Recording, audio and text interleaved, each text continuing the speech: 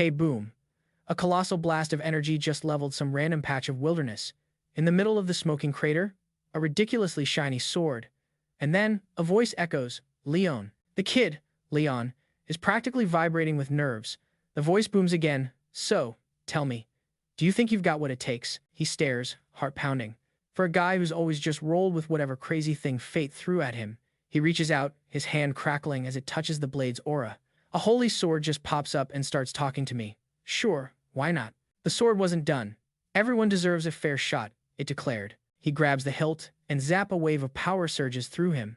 Am I wrong, Leon? The sword asks, as the kid struggles to stay on his feet, looking like he just licked a power socket. Flashback to a picture-perfect day at a gorgeous castle. This world. I think to myself, as the sharp clang of two wooden swords rings out. Two guys are going at it, sparring hard. And yeah, my first thought is completely and utterly unfair. The blonde dude flicks his wrist, sending his opponent's sword flying. It lands with a thwomp in the dirt. On the ground, Leon grips his throbbing hand. Damn it, Leon. Could you at least pretend to try? You saying I'm not even a decent warm-up. Leon grumbles. The other guy just smiles.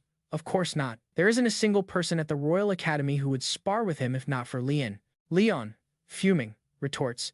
That's because he just toys with everyone, exactly like he's doing to me right now. Leon just says, I was going easy on you. But hey, you've definitely gotten better. Leon looks like he just swallowed a lemon. That does it. Leon scrambles up, grabs his sword, and lunges like a man possessed. It's that patronizing smirk. That's what I can't stand about you. Deflecting the blows effortlessly, a bystander remarks, Lion isn't even breaking a sweat. Man, he's incredible. Lion's just completely outmatched. He took down everyone else in a single hit. Another person chimes in. You think it's cause they have the same name. Yeah, our guy is clearly having a rough time. A spectator whispers. I mean, Leon is definitely the better-looking one. But yeah, they're both named Lian. Just then, another sword goes sailing through the air, almost catching the sun. And that's another loss for Leon, someone announces. Leon slumps against a low wall, panting. 3 years, he thinks, catching his breath. It's been 3 whole years since that guy transferred here, and I still can't touch him. No matter how hard I train, he sighs. We might spell our names the same, but that's where the similarities end. That guy and I are from different planets. His face, his personality. Everything about him screams main character in a fairy tale. That whole humble commoner story has to be a load of crap. He belongs in the noble class. Does he get some sick thrill out of constantly getting in my way? Speak of the devil. Leon appears out of nowhere, offering a hand. You all right? He asks, with that perfect smile. Leon just glares. If you were just a total jerk, this would be so much easier, he thinks, letting out a defeated sigh, grumbling. He takes the offered hand. But just then, a sharp voice calls out, Leon. Our hero's face immediately sours. The click-clack of high heels announces her arrival. She smacks Leon's hand away from his. Get away from him. The blonde guy looks completely baffled as the girl turns to Leon. Wait a second. She looks ticked off. You're hurt. Did you pick another fight with Leon? She scolds. Why do you keep doing this when you know you're just going to lose? Leon looks a little uneasy. Chloe, he starts, but she cuts him off. Her eyes fix on something. She snatches Leon's hand. Is that blood? Let me see. I'm taking care of this right now. He yanks his hand away. It's fine. He snaps. No, it's not. We need to clean it first. Look, it's not your problem. Okay, he says, his voice laced with irritation. Stop worrying about me. Chloe just stares, taken aback. With that, he spins on his heel and stalks off, leaving the other two standing there in awkward silence. Hours pass, and dusk starts to settle over the sprawling academy grounds. From a secluded grove, you can hear the steady thwack. Thwack. Thwack of wood hitting wood. Night has fallen completely, but Leon is still out there, relentlessly whacking a tree trunk. Thwack. He slams the wooden sword into the tree. If I just had blonde hair, or a powerful family backing me up, or a teacher half as good as his, or even a drop of noble blood, would any of this be different? He puts everything into one last swing, and crack, his practiced sword shatters. He just stares at the splintered wood in his hand, fuming. In the end, all I have is my own hard work, he scoffs. And what good is that? In a world this unfair, there are some walls you just can't break down by trying harder. Then it hits him. Today is Leon's birthday. Of course, they're throwing a massive party for the golden boy of the Royal Academy. He chucks the broken hilt away and slumps down against the tree. Maybe I'll just try my best again tomorrow. I've already wasted 3 years of my life here, he thinks bitterly. What's one more day? He curls up on the ground, burying his face in his hands. Hot tears start to fall. But why? Why do I have to be the one to give up? If it's all rigged from the start, then what's the point of trying so damn hard? He sits up, the enormous moon hanging overhead like a spotlight. Oh, goddess. What's the point of all this? He screams into the night. What's the meaning of my life? Then nothing. Just him, the silence, and the bright, indifferent moon. He instantly feels like an idiot. Yeah, like she's actually going to answer. But then, a brilliant light tears across the sky. It's huge, blazing like a falling star, and it's getting closer. Meanwhile, back at the party, someone asks, "Hey, has anyone seen Leon?" Leon shakes his head. "I haven't." Chloe sighs, annoyed. "No one's seen him in the dorms. I figured he'd show up here eventually." She frowns. "Where could he be?" Thinking about him again, "I see," Leon comments quietly. She completely ignores him, gathers her skirts, and declares, "That's it. I'm going to find him." An older gentleman steps up beside Lion. "It seems your highness has been rebuffed." "Gilbert, don't call me that," Lion warns, keeping his voice low. "Not even when we're alone. If anyone heard you, my cover would be blown. Besides, I haven't earned that title." The man, Gilbert, just smiles warmly. A true royal only shines brighter when faced with adversity. "Happy 17th birthday, my lord. There is only 1 year left," Gilbert continues, "before the royal prophecy comes to pass. On the day a royal of the Clyde Empire turns 18, the reign of the regent who fears the prophecy and props up the current emperor will end. The people will then witness the return of Rodri, the first sacred king." Leon's eyes widen. "You mean, the legendary hero, dating back 300 years ago, and let's just say his expectations for the kid are through the roof." The man mused, "We'll see for sure next year. Until then, we just have to wait." There's Chloe, a prodigy who's already mastering 4th level magic, and then there's Leon, a grinder whose mental fortitude is second to none. He'd love to have both of them on his side. The old man then spoke of a prophecy. "On the day a man bearing the name of a lion comes of age, a sword that vanquishes evil shall descend from the heavens." Right in the center of a massive crater, a sword was pulsing with an incredible light. Leon stared, his whole body tense, thinking, "That's a sword." As he gazed at the stunning weapon, he couldn't help but wonder if it really did fall from the sky. Just then, a voice echoed, "Rise," which, understandably, put our hero on edge. He nervously glanced around and called out, Who's there?" The sword's voice replied, "Am I not right here in front of you?" This confirmed his wildest fear, and he stared intently at the blade. This whole situation was just plain bizarre, he thought. A sword was glowing like the sun and talking like a person. Could it be a holy sword? And as if reading his mind, the sword answered, "That's right." It then added that Leon was the one who had called it to this place. Startled, he blurted out, "Wait, I summoned you?" The sword explained, "Just as you've always felt, the world is fundamentally unfair. The rich get richer, while the poor lose what little they have. However," it continued, "some opportunities must be given to everyone equally. Those who refuse to put in the work have no right to complain about life's unfairness. Only those who burn with a fierce determination are truly worthy." The sword then posed a question. "Are you, Leon, the one who railed against the whims of fate, actually worthy of me?" Our hero shut his eyes, took a deep breath to center himself, and then opened them with a sharp focus. He finally answered with a simple, "Yes." Thumping his chest with a fist full of conviction, he declared, "I am absolutely worthy." The sword seemed satisfied. "In that case, take me. I will grant you the chance to prove it." He thought to himself that he had a pretty good idea of what wielding a holy sword entailed, but with a weapon like this, he might just be able to change his entire destiny. He recalled the man who had helped him when he was at his lowest, thinking about how deeply unfair his reality had always been. Remembering the day's earlier events, he thought about all the relentless training he'd endured, never skipping a single day. Lost in thought, he began to slide down the side of the crater. As he slid closer, he could feel the sword's immense power washing over him. "It's all just unfair," he muttered, realizing that his efforts had never been what people judged him on. He worked himself to the bone to fight against a world he couldn't stand. He refused to let all that grit and determination be for nothing. The weapon's voice rang out again. "Then why are you standing before me?" Leon shot back, "You asked if I was worthy. I'm here to prove that my hard work and resolve have earned me this chance, and it ought to be a fair one." When our hero finally said, "All right, I'm ready," the sword replied, "Good." As a colossal wave of energy exploded from behind him, the sword began to glow intensely and declared, "You have proven your character, hero." Shining even brighter, it commanded, "Now, pull me free." Leon was a bit confused. "Hero? You mean like the one from the oracle's prophecy?" But the sword clarified, "This has nothing to do with any oracle. It is my will alone. Your spirit refuses to bend to noble birth, to family, or even to fate itself. You seek to prove your own worth, not chase after gold or glory. You are the one who meets every condition, the one truly worthy of the title hero. Now draw me, she urged, her light growing almost blinding. This is the right you have earned. This is the opportunity that was granted fairly. With a renewed sense of purpose, he wrapped his hands around the hilt. The weapon introduced herself. My name is Elsid, a clone of the Holy King, Rodri Callas el Vivar. I am the blade that will guide the light of this new age. Now, my master, Leon, let us destroy evil together. A voice from afar mused. So, they've been summoned, have they? A holy sword and a commoner. This is starting to get interesting. He anticipated the question. Wondering why I decided to mess with a prophecy? Well, the name Leon also means lion. It was never exclusive to the royal family. Besides, he continued, the other lion just doesn't cut it for me. He has the talent and the destiny, sure, but he's got no grit.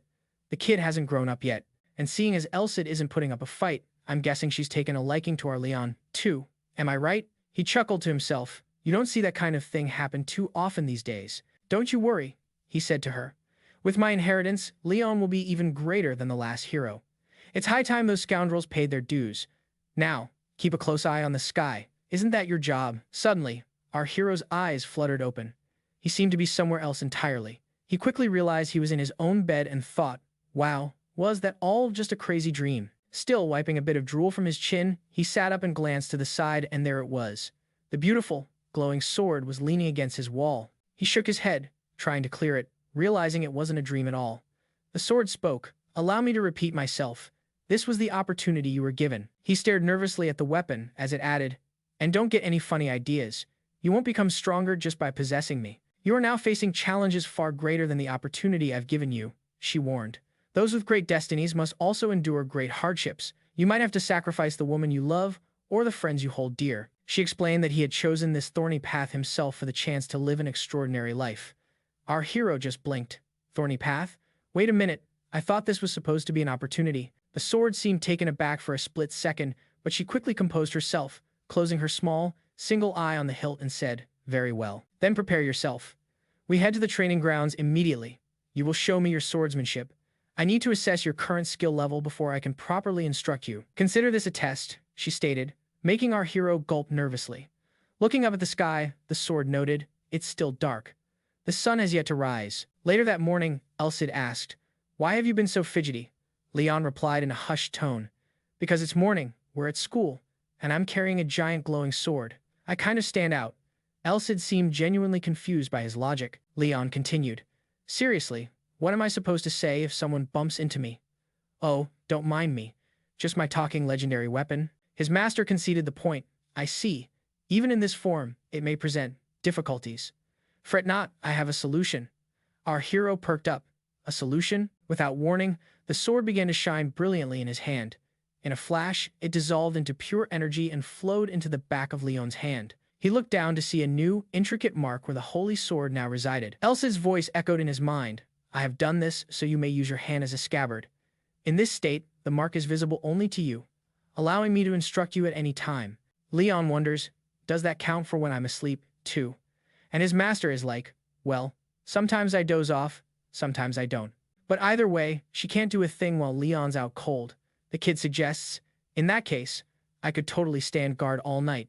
But Elsid just calls that idea blasphemous. Getting a little fed up, the master tells him, all right, knock it off with the nonsense and just show me what you've got. Our hero admits, you'll probably be disappointed, but the sword reassures him, no, I won't be. That unexpected reply catches our hero completely off guard.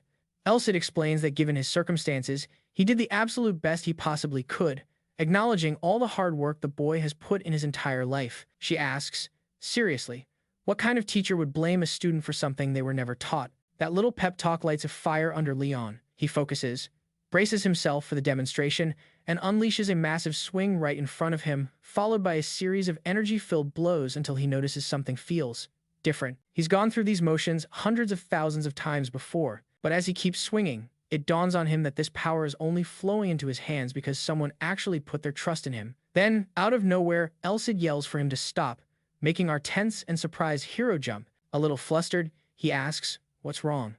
I was just, but Elsid cuts him off, warning, your sword isn't going to hold up like that. And just like that, his sword explodes into pieces, startling him. The fragments clatter to the ground as something else materializes before him, and Elsid asks, "Have you been using this the whole time without even realizing it?" She explains that grinding out the basics is a huge help in mastering it, but she never imagined it would be possible for someone who can't even use aura. Leon just asks, "What? What just happened?" Elsid, however, says he doesn't need to know that just yet, and that his skills won't get any better if he just has blind faith in them. She tells him she'll teach him all about it when he's ready. Crouching down, he realizes there's no way he can use that power right now. Elsid notes that he's trained his fundamentals really well, and she thinks just teaching him how to move his body will be enough for now. Leon asks, "Move my body? Isn't that just swordsmanship?" She retorts, "Oh, so you think you can swing a sword without using your hands?" Which leaves the poor guy feeling pretty dumb. She explains that learning how to properly move your body is the foundation of all martial arts, and even though he's trained hard, this is a whole other league. She announces she's going to test his physical abilities and tells him to start running. When Leon asks for how long, Elsid just says, "Until I tell you to stop," and adds that he needs to follow her commands the instant she gives them. He's going to be running on one leg and even doing handstands. A little intimidated, he thinks to himself that he's a pretty confident runner, but he's definitely never tried to run across the training grounds on one leg or while doing a handstand. And even if he has no earthly idea what the point of all this is, if it'll make him stronger, he's all in. Meanwhile, an observer notes that he's an incredible canvas, one absolutely worth painting on. He'd heard an old saying from the East that described Leon perfectly: a complete vessel, just waiting to be filled to the very brim. And even if he only inherits a small piece of the swordsmanship and experience of the past heroes, he'll, at the very least, become a master swordsman. But after 300 years, he would never let his successor stop at just being a master. Leon should be able to take down a dragon with ease. He figures he doesn't know how tough this era's demon king is, but maybe half of Leon's power will be more than enough. Then she pipes up, hey, what's with that surprised look? I've already made up my mind, so you better pay close attention." For Leon, however, it's going to feel like the gates of hell are creaking open. Back at the academy, Leon is dozing off, his head resting on his hand, when Elsid's sharp tone calls out his name. He jolts awake, sputtering, "I'm listening." I definitely did not fall asleep.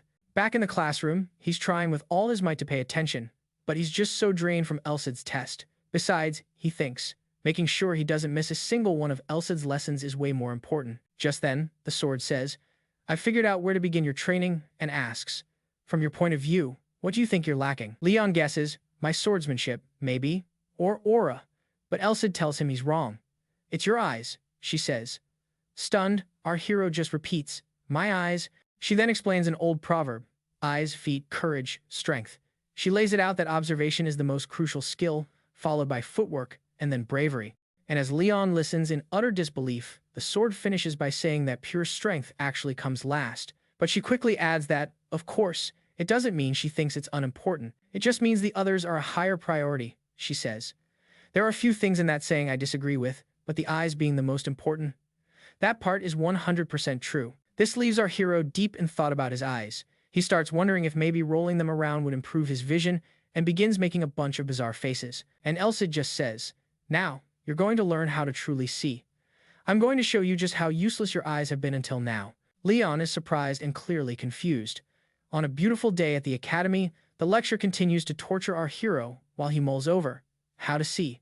Is this really it? Elsid tells him to look straight ahead, and our hero does just that.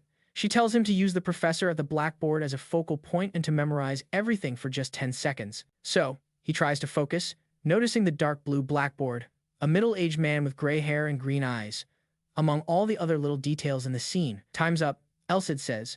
"Close your eyes." Our hero obeys, squeezing his eyes shut with concentration.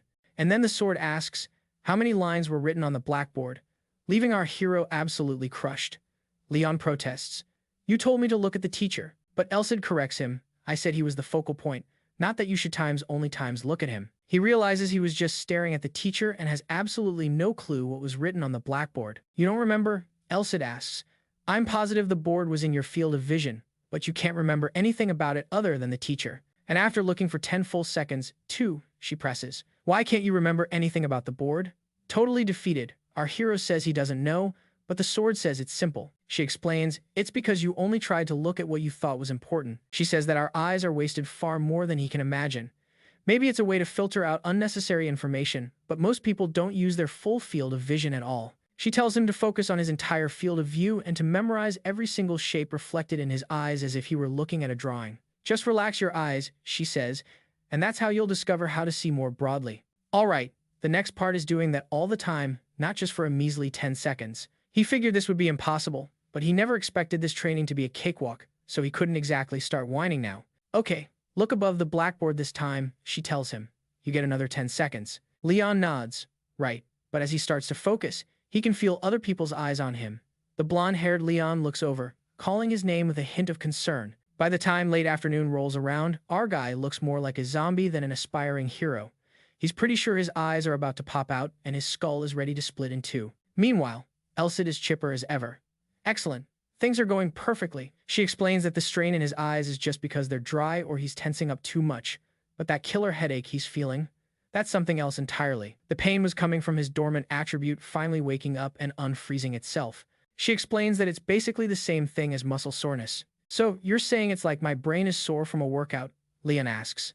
The sword replies, that's the gist of it. A bit different, since brains don't technically feel pain.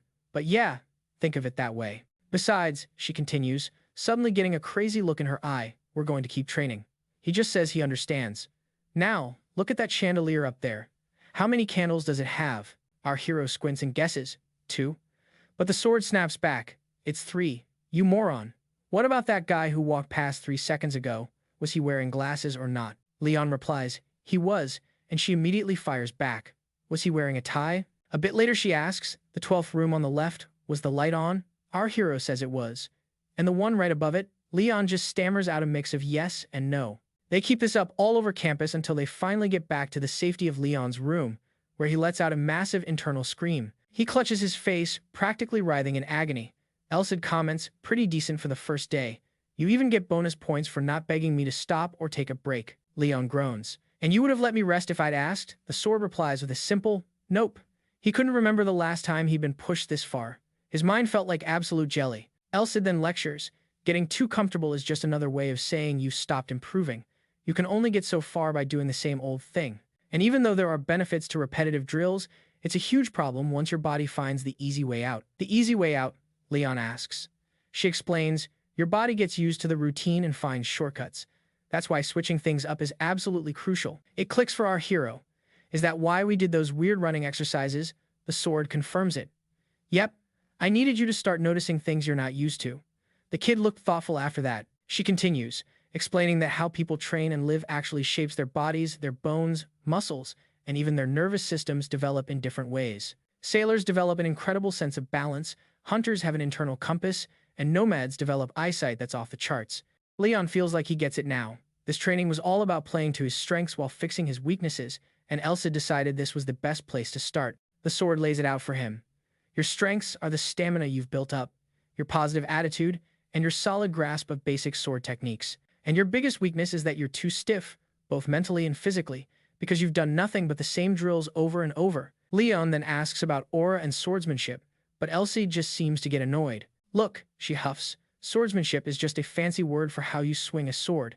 If you can use the fundamentals and adapt them to any situation, that's all it is. Sure, there are some crazy powerful sword styles out there, she explains, then bonks her hilt against his head. But who in their right mind would teach a legendary technique to some kid who's only offering a pinky promise of loyalty? After thinking about it, our hero has to admit, you're right. The sword just watches him, sizing him up. She goes on.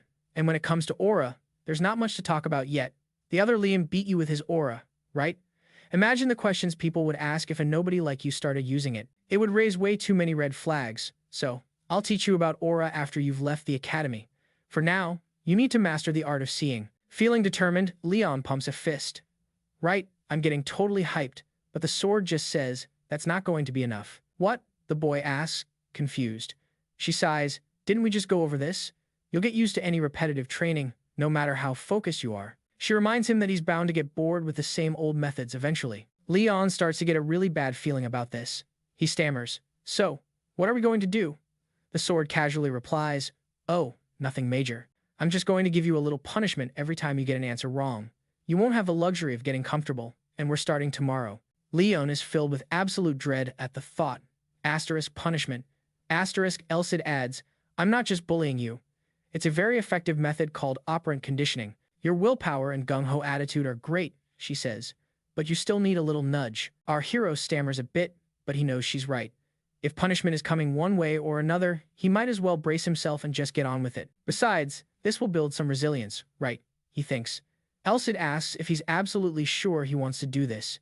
He gives a shaky thumbs up and says, yeah, bring it on. A second later, a massive scream rips through the room as he's hit with intense pain. Huh, was that really just 5 seconds? The sword wonders aloud as our hero collapses onto the bed, out cold. My bad, Elsid says. First time. So I couldn't get the calibration right. I'll take it easier next time, she says with a grin. Then again, if you keep getting things wrong, I'll just have to crank it up. All you have to do is get it right, and everything will be fine and dandy. Let's give it our all tomorrow, she cheers. Our hero, currently a fried heap on the floor, can only think that this freaking sword is a demon. The sun rises over the academy, and our hero is already out there, pushing himself to the limit again, all with that chatty sword, or maybe it's his spirit, perched on his shoulder. During class, the professor is getting visibly uncomfortable with the weird, intense staring coming from one of his students. He's back in his room, going all out with his training and pushing himself to his absolute breaking point. Outside, Elsid starts quizzing him. How many pigeons are on the dorm roof? And our guy answers, 10. All right, which one flies away first? She asks. He calls back, the 6th one. She then asks, how many pigeons are on the open windowsill? To which Leon replies, there aren't any. That's a crow. Elsid remarks, not half bad, especially since it's only been a month. That crow was tough to spot, but you still barely scraped by. Full of wishful thinking, Leon asks, so, does this mean we can take a break? He's desperately hoping for some downtime after a solid month of this. Out of nowhere, the blonde Leon appears, calling out his name, which completely catches him by surprise and leaves him a bit flustered. A few seconds of awkward silence hang between them.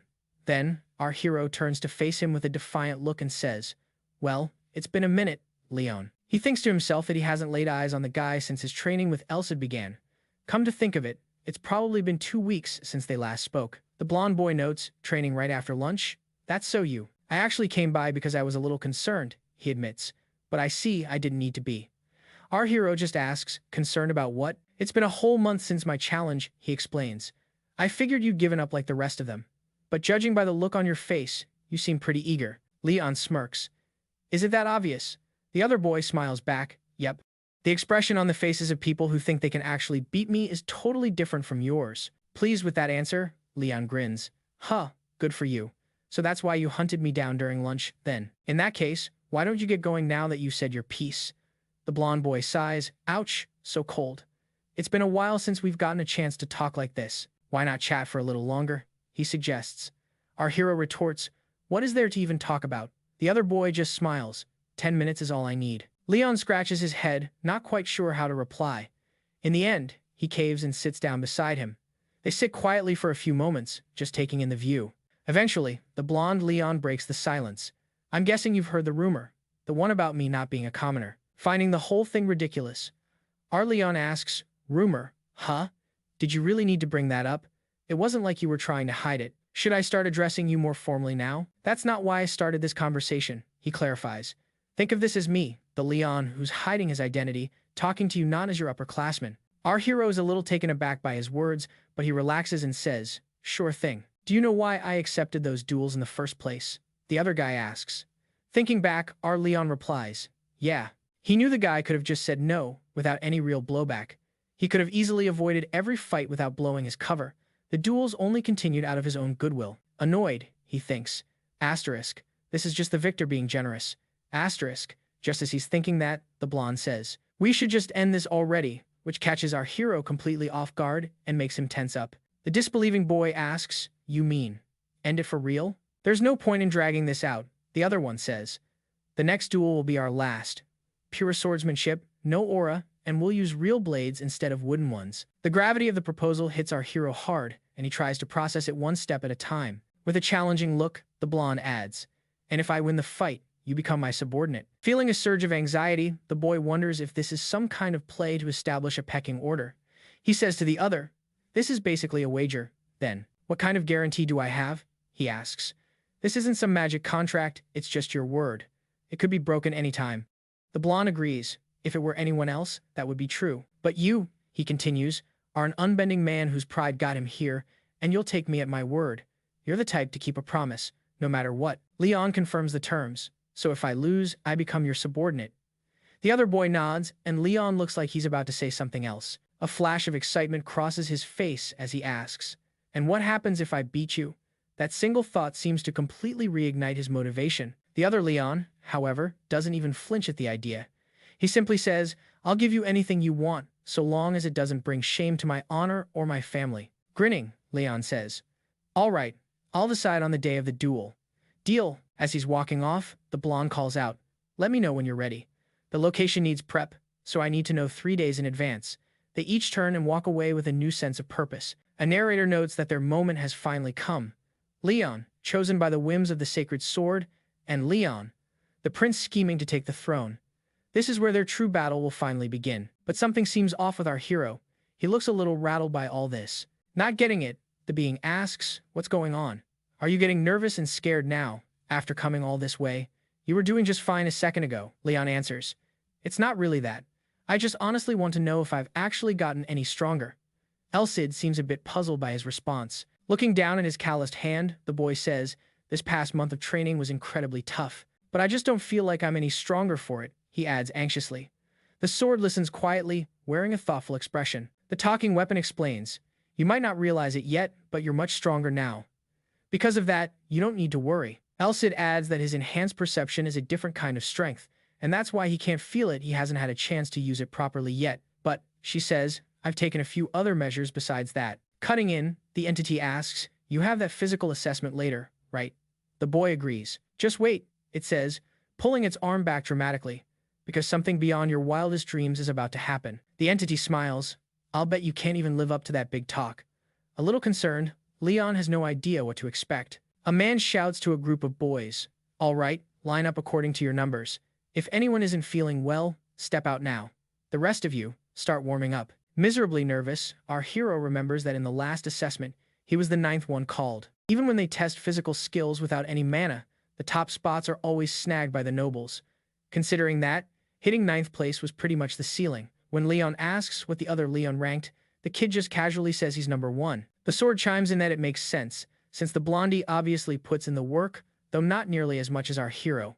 Plus, he's in a whole different league than the pampered brats from the other noble families. So, for the short-distance race, they have to do 2 full laps around the field, which comes out to about 800 meters. And in that race, the other guy clocked in at 1 minute and 20 seconds. Our Leon, on the other hand, finished in 1 minute and 40 seconds. That 20-second gap is exactly why the other kid is considered untouchable. But the sword, brimming with confidence, tells him not to psych himself out before he even starts. After all, our boy's got her on his team now. As he lets that sink in, he agrees to put his faith in Elsid. The two of them get ready to race. "Ready, set, go," the evaluator shouts, waving the flag.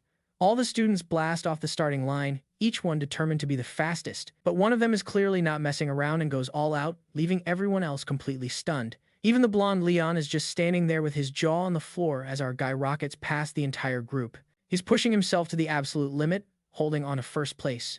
The kid is moving like that famous blue hedgehog. A girl with a stopwatch starts yelling for him. She shouts out that Leon finished in 1 minute and 29 seconds. He's absolutely ecstatic, while his biggest rival is suddenly looking a little rattled. The evaluator walks over and asks if he's learned how to use aura, but he says no. The man presses him, wanting to confirm that he really didn't use any. He takes the boy's arm, and it feels like he's scanning his mana flow. Leon figures the guy is pouring mana into him to check for something, knowing full well that if he was times using aura, a test like this would snuff it out immediately. The man looks shocked, realizing our hero really hasn't learned it yet. He still can't wrap his head around how much he's improved in just a few weeks and asks what kind of training he's been doing. Leon just sheepishly says he's been sticking to the basics and actually taking more rest days. The instructor thoughtfully flips through his records, noting that the boy's training regimen used to be borderline insane. He wonders aloud if maybe his body just got stronger from all the rest after years of overworking it, but then quickly dismisses the thought as ridiculous, while the other students just stare with pure envy. Even blonde Leon looks pretty uneasy with how things are playing out. Our hero quietly whispers to Elsid, "Okay, what on earth just happened?" The sword coolly replies that things went exactly as she said they would. Leon, practically pleading, begs the sacred sword for some answers. But before getting to that, she asks him a question. Biologically speaking, where do you think real strength comes from? The young man answers, "From your muscles, right?" Elsie explains that in this world, most physical training is all about bulking up, but that's only half the story. She continues, saying that your muscles are all connected to your nervous system, and the amount of power they can unleash depends on how well developed those neural pathways are. Because of those neural connections, pure strength isn't just about how ripped you look. Leon is struggling to process this, thinking to himself that he's never heard anything like it in his entire life. Muscle density is determined by genetics, and there's a natural limit to how big your muscles can get. A limit our boy had already hit thanks to his brutal training. In short, Elsid concludes, I focused on training your nervous system. He replies that he sort of gets it. Still baffled, he asks how she even did that, saying he never did any training like that and wondering if she did something to him in his sleep. The weapon reveals that it was all part of his punishment, and he's just left completely floored by her answer. For a second, he retreats into that private mental space where only he and the sword can interact, standing stock still while everyone else just wonders what's wrong with him. So that's why his muscles ached so much. It was because something dormant inside him had been unleashed. And the excruciating pain he felt every time he failed the vision training, that was all part of the process of developing his nervous system. The hero asks why Elsid didn't just tell him this from the start, and the sword bluntly replies, because you would have gotten all depressed about it.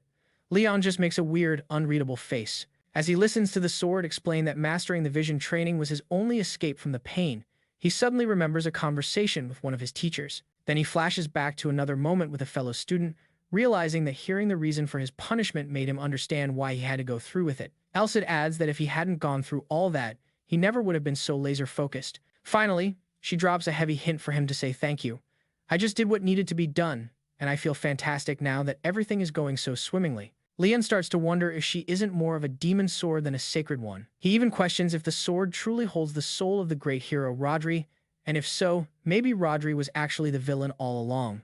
As if snapping out of a daze, the boy hears the other students erupt in cheers. And yep, just as you'd expect, the blonde kid just broke his own record. The boy shoots a smug, triumphant look straight at our hero, who glares back with pure annoyance. And hey, you can't blame him. He came in second place and still couldn't beat his biggest rival. It would have been a miracle to surpass him in just 1 month, and he knows he shouldn't be too down about it. But deep down, it still stings a little. Even so, Leon, who used to be stuck somewhere between 1st and 9th, had just skyrocketed to the number 2 spot. He feels a rush of excitement, thinking to himself, I can win.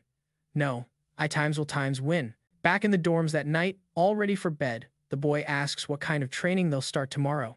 Elsid tells him that the vision training was about way more than just memorization. She says there's not much more they can do for his physical stats right now, so it's probably better to get some real-world experience. The boy agrees, adding that it's tough to do that in a real fight. And for that very reason, the sword suggests they should sneak out of the academy. Leon's eyes light up. Wait, you can teach me swordsmanship. But the sacred object is quick to shoot that down, saying, in your dreams. She explains that to even begin learning swordsmanship, he has to master aura first. Once he does that, the fundamentals will be more than enough to get by. Without aura, martial arts are just a bunch of cheap parlor tricks. Look, secret techniques are only a problem the first time you lay eyes on them. Once someone figures out your moves, you're easy pickings. And honestly, do you really think the other Leon would fall for such amateur hour tricks? So what am I supposed to do then? He asked, completely frustrated. Elsa just calmly replied, you have to channel your emotions. Thinking back on blonde Leon's victory and his own record-breaking time, the sacred object mused, a blade forged through countless hours of hard work holds true power. Your physical prowess is now on a similar level. At this rate, not even your main rival will be a match for you. After a dramatic pause, the sword added, eat my shorts. She stated that what he really needed was actual combat experience and then asked if there was anyone around who was just dying to pick a fight with him. He immediately shut that line of thinking down, convinced there was no one like that at the academy. The next day, however, his talk with Elsid was still bouncing around in his head. Out of nowhere, a voice called out, hey, are you the commoner named Leon? A group of boys was watching him from the top of a staircase. As he focused on them, he noticed a crest on one of their uniforms and realized they were nobles. How in the world did a commoner take second place? One demanded angrily. They were positive he had used some kind of cheap trick that even duped the instructor, but they insisted that they wouldn't be so easily deceived. Leon thought to himself how incredible it was that you could find jerks like this absolutely anywhere before he addressed their issue with the rankings. Our hero suggested that the group should take their complaints to the instructor if they were that unhappy, which left the trio sputtering in disbelief, wondering how a guy like him had the nerve to speak to them that way. The guys shot back, asking how they were supposed to know what kind of stunt he pulled, pointing out that he hadn't even sworn loyalty, and that him getting ninth place to begin with was already suspicious. They claimed his true nature was finally showing and demanded to know which family was secretly sponsoring him. Leon noticed they weren't paying the slightest bit of attention to what he was saying. The hero figured they never had any intention of actually talking things out. In their view, he was just an annoying weed that they wanted to pull. Another person emerged from behind the group on the stairs. The newcomer advised them not to get upset, adding that even if the boy was a commoner, they were all fellow students at the same academy. The crowd that had gathered to watch the confrontation showed clear signs of admiration. Lord Elman explained that nobles refer to the punishment they dish out as maintaining their dignity. After finishing his speech, he asked the others for their opinion, and they eagerly agreed, remarking that it was exactly what one would expect from the pride of the Bourbon family. Elsid mentally asked if this was their leader, and if he was from a prominent family, to which our hero replied that he was the second son of the Bourbon house. This was the guy who had always placed second in the physical exam. He was probably just salty that Leon had taken his spot. The old story of nobles picking on the weak and the weak pushing back against them never changes. Elman said it was a pity that his first meeting with Leon had to be under such circumstances. The young man said our hero might feel this was unfair, but that nobles couldn't simply let such matters slide. He held out his hand and said, "I hope you'll accept our proposition." The boy replied that he'd like to hear the proposition first. The other nobles seethed at his response, but Lord Elman quieted them with a single gesture. Elman proposed that they hold a series of matches, all properly supervised by an instructor. With a defiant look in his eyes, Leon realized this was how it was going to play out. The two of them exchanged deceptively calm smiles. It might have seemed like the noble was making a generous offer by involving an instructor, but our hero knew he was at a massive disadvantage. Since Elman never added a condition banning the use of aura, it was obvious he planned to use it to his full advantage. He understood that if he tried to object, they would just twist it to make him look like he was trying to deceive the instructor. He also knew that even if he refused the duel, they would find some other way to drag his name through the mud. Leon turned his head, his gaze sweeping over the crowd. His eyes met those of the blonde Leon in the midst of the onlookers. Our hero knew that the other boy could probably get him out of this mess. A moment later, the young man clenched his jaw. He knew, thoughtfully, that depending on his rival for help would be no different from begging. And picturing that humiliation, which would be far more intense than their current taunts, Leon accepted the challenge. Raising his eyebrows, Elman seemed mildly surprised that the boy took his offer. In response, our hero demanded that instructor Helmet supervise that they only fight one person per day, and that they promise to never doubt his abilities again if he won. He then looked the noble square in the eye and asked if he could accept the counter-offer. Leon suggested this because the Academy's infamous demon instructor could spot a trick a mile away. Coincidentally, as his name was mentioned, the man himself felt his ears start to burn. In the end, the Lord agreed to his terms. Our boy didn't really care who supervised the fight, but he did think it was a shame he wouldn't get to beat them all to a pulp. Back in his dorm, the boy complained that the jerk had such a smug look on his face, and that he never thought this was how he'd get his real battle experience. Elsid noted that, purely from a results standpoint, it was a great outcome. After a bit of hesitation, Leon asked if the sword thought he could win without being able to use aura.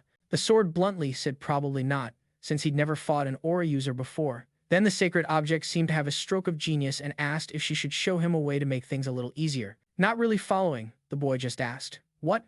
Incredibly excited, Elsid snapped her fingers, saying that this particular method should be the simplest way. A screen then materialized in front of our hero, showing his name, his level of -18, a couple of skills, and a class listed as Hero, no aura for you addition. A little stunned, he asked the sword what it was, and she replied, "What else would it be? It's a snapshot of your current abilities." Then she switched the screen and announced, "And these are the stats for that brat, Elman." She then explained that she put them together using his own standards, so the numbers weren't exactly objective. Shocked, our hero asked if that Elman kid was actually that pathetic. He argued that as the second son of a count, Elman should have been downing every elixir under the sun and getting all kinds of special training. But Elsid explained that even if you take a ton of elixirs, if you can't properly absorb them, you just end up average. And his training regimen, she continued, is nothing compared to yours. Most people would assume that without aura, you'd hit a ceiling at E rank with just 99 points. However, she said, her tone full of admiration, because of your insane training and your ridiculously fast growth, you can shatter that limit completely. Elsid added that with her support and his own grit, he could totally take on those goons even without aura, which honestly caught our hero by surprise. He asked, "You mean I won't lose on a purely physical level?" And figured if that was the case, then things were fine, just like Elsid said. The sword just sat there, quietly waiting for him to figure things out. Our hero decided then and there he was aiming for the very top, not just settling. There was no way he'd ever lose to a chump like Elman again, his face set with fierce determination. But he couldn't help but wonder why the terminal displayed his title as the hero who still can't use aura. To that, Elsa just said, "If you don't like it, then get stronger." It was a beautiful day, just outside one of the gates to the academy. Our hero was just walking through the halls when someone called his name. Looking over, he saw his instructor watching him. The man commented, "You seem to have changed a lot in just 1 month." He added, "I was prepared to step in if you were acting foolishly, but it looks like you have things under control, wouldn't you say?" Our hero just played it cool and replied, "I'm not quite sure what you're referring to, sir." With a smile, the man said, "Playing dumb, are we? Well, just do your best," leaving Leon more confused than ever. Elsid, totally pumped, told him to go teach those idiots a real lesson, then asked if he understood what she meant. And this time, it finally clicked for Leon. As he stepped into the hall, he saw it was already packed with students. He walked forward with a look that meant business. The moment he entered, a scowling kid yelled at him, "How dare a commoner like you make me wait? You act like the rules don't even apply to you." Completely ignoring the outburst, he looked at the instructor and said, "I'm ready to begin." To which the man simply replied, "Very well." The instructor then announced, "Both of you will be staking your names and your honor on this match, with myself as the witness. Jeff Heinrich, what do you wish to gain from this contest?" Fuming, the boy spat out, "I want this peasant to confess to his crimes," while our hero just stared back at him with a dead serious expression. Helmuth then turned to Leon, asking, "And what do you want from this match?" The boy simply stated, "I want this to be the last time he ever bothers me." The instructor clapped his hands together and said, "All right," he instructed them, "both of you, take 2 steps forward and get into your stances." Chloe and Leon watched the match start, thinking he was at a major disadvantage since he couldn't use aura. Even a wooden practice sword can cut you if it's infused. Elsid asked our hero if he wanted to look at the other guy's stats, but he said no. He explained, "It's fine. No matter how strong he thinks he is, he's just one of Elmon's cronies. There's no need for me to rely on your power for someone at his level." But then, out of the blue, the other kid just bolted across the arena, screaming as he charged at our hero with his wooden sword raised. Leon analyzed the attack, thinking, he's coming in with a diagonal slash from top right to bottom left. It was such an obvious move that he figured it had to be a feint and decided to wait. So, he held his position, watching the blade descend toward his head, and a single thought crossed his mind. Man, why is this guy so slow? With a lightning-fast counter, he dodged the strike and cleanly bopped the kid on the head. The move made the instructor's jaw drop and sent a wave of fear through the other boy's friends. Even Chloe and the blonde Leon were completely stunned. Heinrich just stood there, frozen solid with a red mark on his forehead, drooling and shaking a little. Feeling a bit uneasy, our hero glanced back, wondering what that kid's problem was. To his complete astonishment, the boy then toppled over and hit the floor like a sack of bricks. As Leon wondered if it was really over that quickly, the boy on the ground groaned in pain, struggling to get a word out. Pushing himself up with immense difficulty. He snarled, "Don't think you won with that lucky shot. I just messed up." Getting angrier by the second, he yelled, "Let's go again. You're gonna fight me one more time." The instructor stepped in. "Jeff Heinrich lost. I will not permit any more of this disgraceful behavior." Our hero just smiled and said, "All right then." That simple response seemed to shock both the boy and Helmuth. Heinrich let out a harsh laugh. "For a commoner, you sure know your place." Leon's smile just grew wider. "Fine. I won't go easy on you this time." Something inside the sword spoke to him, saying, "Try not to end it in one hit this round." As the two of them faced off again, the instructor gave the command to begin. Elsid commented, "This is your first time using vision in a real battle, you know. Considering I volunteered to be your training dummy, you should know that one-hit knockout was just you being merciful." So, our hero replied, "Got it." At that moment, the other boy charged recklessly at Leon again with another over-the-top swing. Our hero parried the attack effortlessly. Focusing, he put his vision training to use and realized the guy was practically moving in slow motion. He could see the movement of his arms, his legs, even the darting of his pupils, allowing him to predict his every move. Elsid explained, "Because you've figured out his tells, you can anticipate exactly what he's going to do next." Heinrich kept on attacking, and our boy continued to defend with ease. But this time, something was different. He noticed the wooden sword actually sliced off a tiny bit of his hair. He realized Heinrich had started using aura, but even with that power-up, he could still read his movements perfectly. The boy screamed maniacally, "Try your best to dodge these attacks," Elsid commented. To think he'd go on such a reckless offensive against someone who just wiped the floor with him. What an amateur. He doesn't even know how to manage his stamina during a fight. While defending, Leon thought to himself that even enhancing your physical skills with aura has its limits. After blocking another strike, our hero saw it. He realized he found a clear opening and attacked without mercy, landing a solid hit on the boy's leg. The kid definitely felt that one and became even more enraged. Heinrich then leaped back, putting some distance between himself and Leon. Clutching his injured leg, he screamed that his opponent was an idiot for not finishing him off when he had the chance. He boasted that an attack like that would never be enough to take him down, but a split second later, something felt off, and he was pummeled by a relentless barrage of hits. Elsid asked our hero what he thought, and Leon replied, "It's just like you said. If you want to train vision, a moving target is the best way to do it." As Heinrich struggled to get up again, he desperately yelled, "I give up." Instructor Helmuth announced, "The winner is Leon," and the spectators erupted in cheers. Well, everyone except for Heinrich's cronies, who looked both scared and nervous. Later that night, people were buzzing about whether they'd seen the duel between Leon and Elmond's whole crew. One guy said, "I had no idea Leon could fight that well.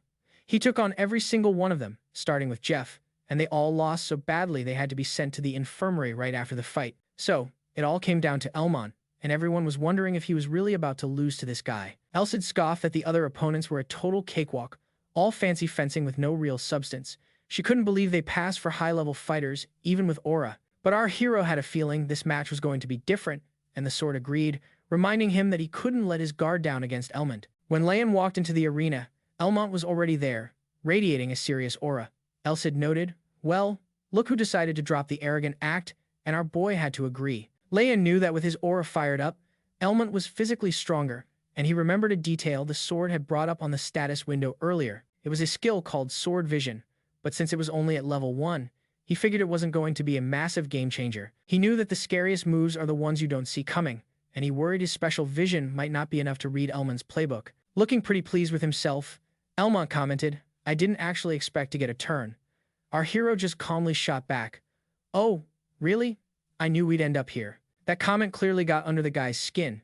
He figured this Leon would be the perfect practice dummy to warm up for his duel with the other Leon. And even with his impressive physical skills, he knew he was at a disadvantage once aura entered the equation. If Elmond could channel aura into his very sword, trying to block with a wooden practice sword would be just plain stupid. Realizing this, Leon wondered if he should just bait him instead of fighting head-on, right as Helmond yelled for the match to start. The second he did, a blast of energy zipped right past our hero's face, catching him completely off guard.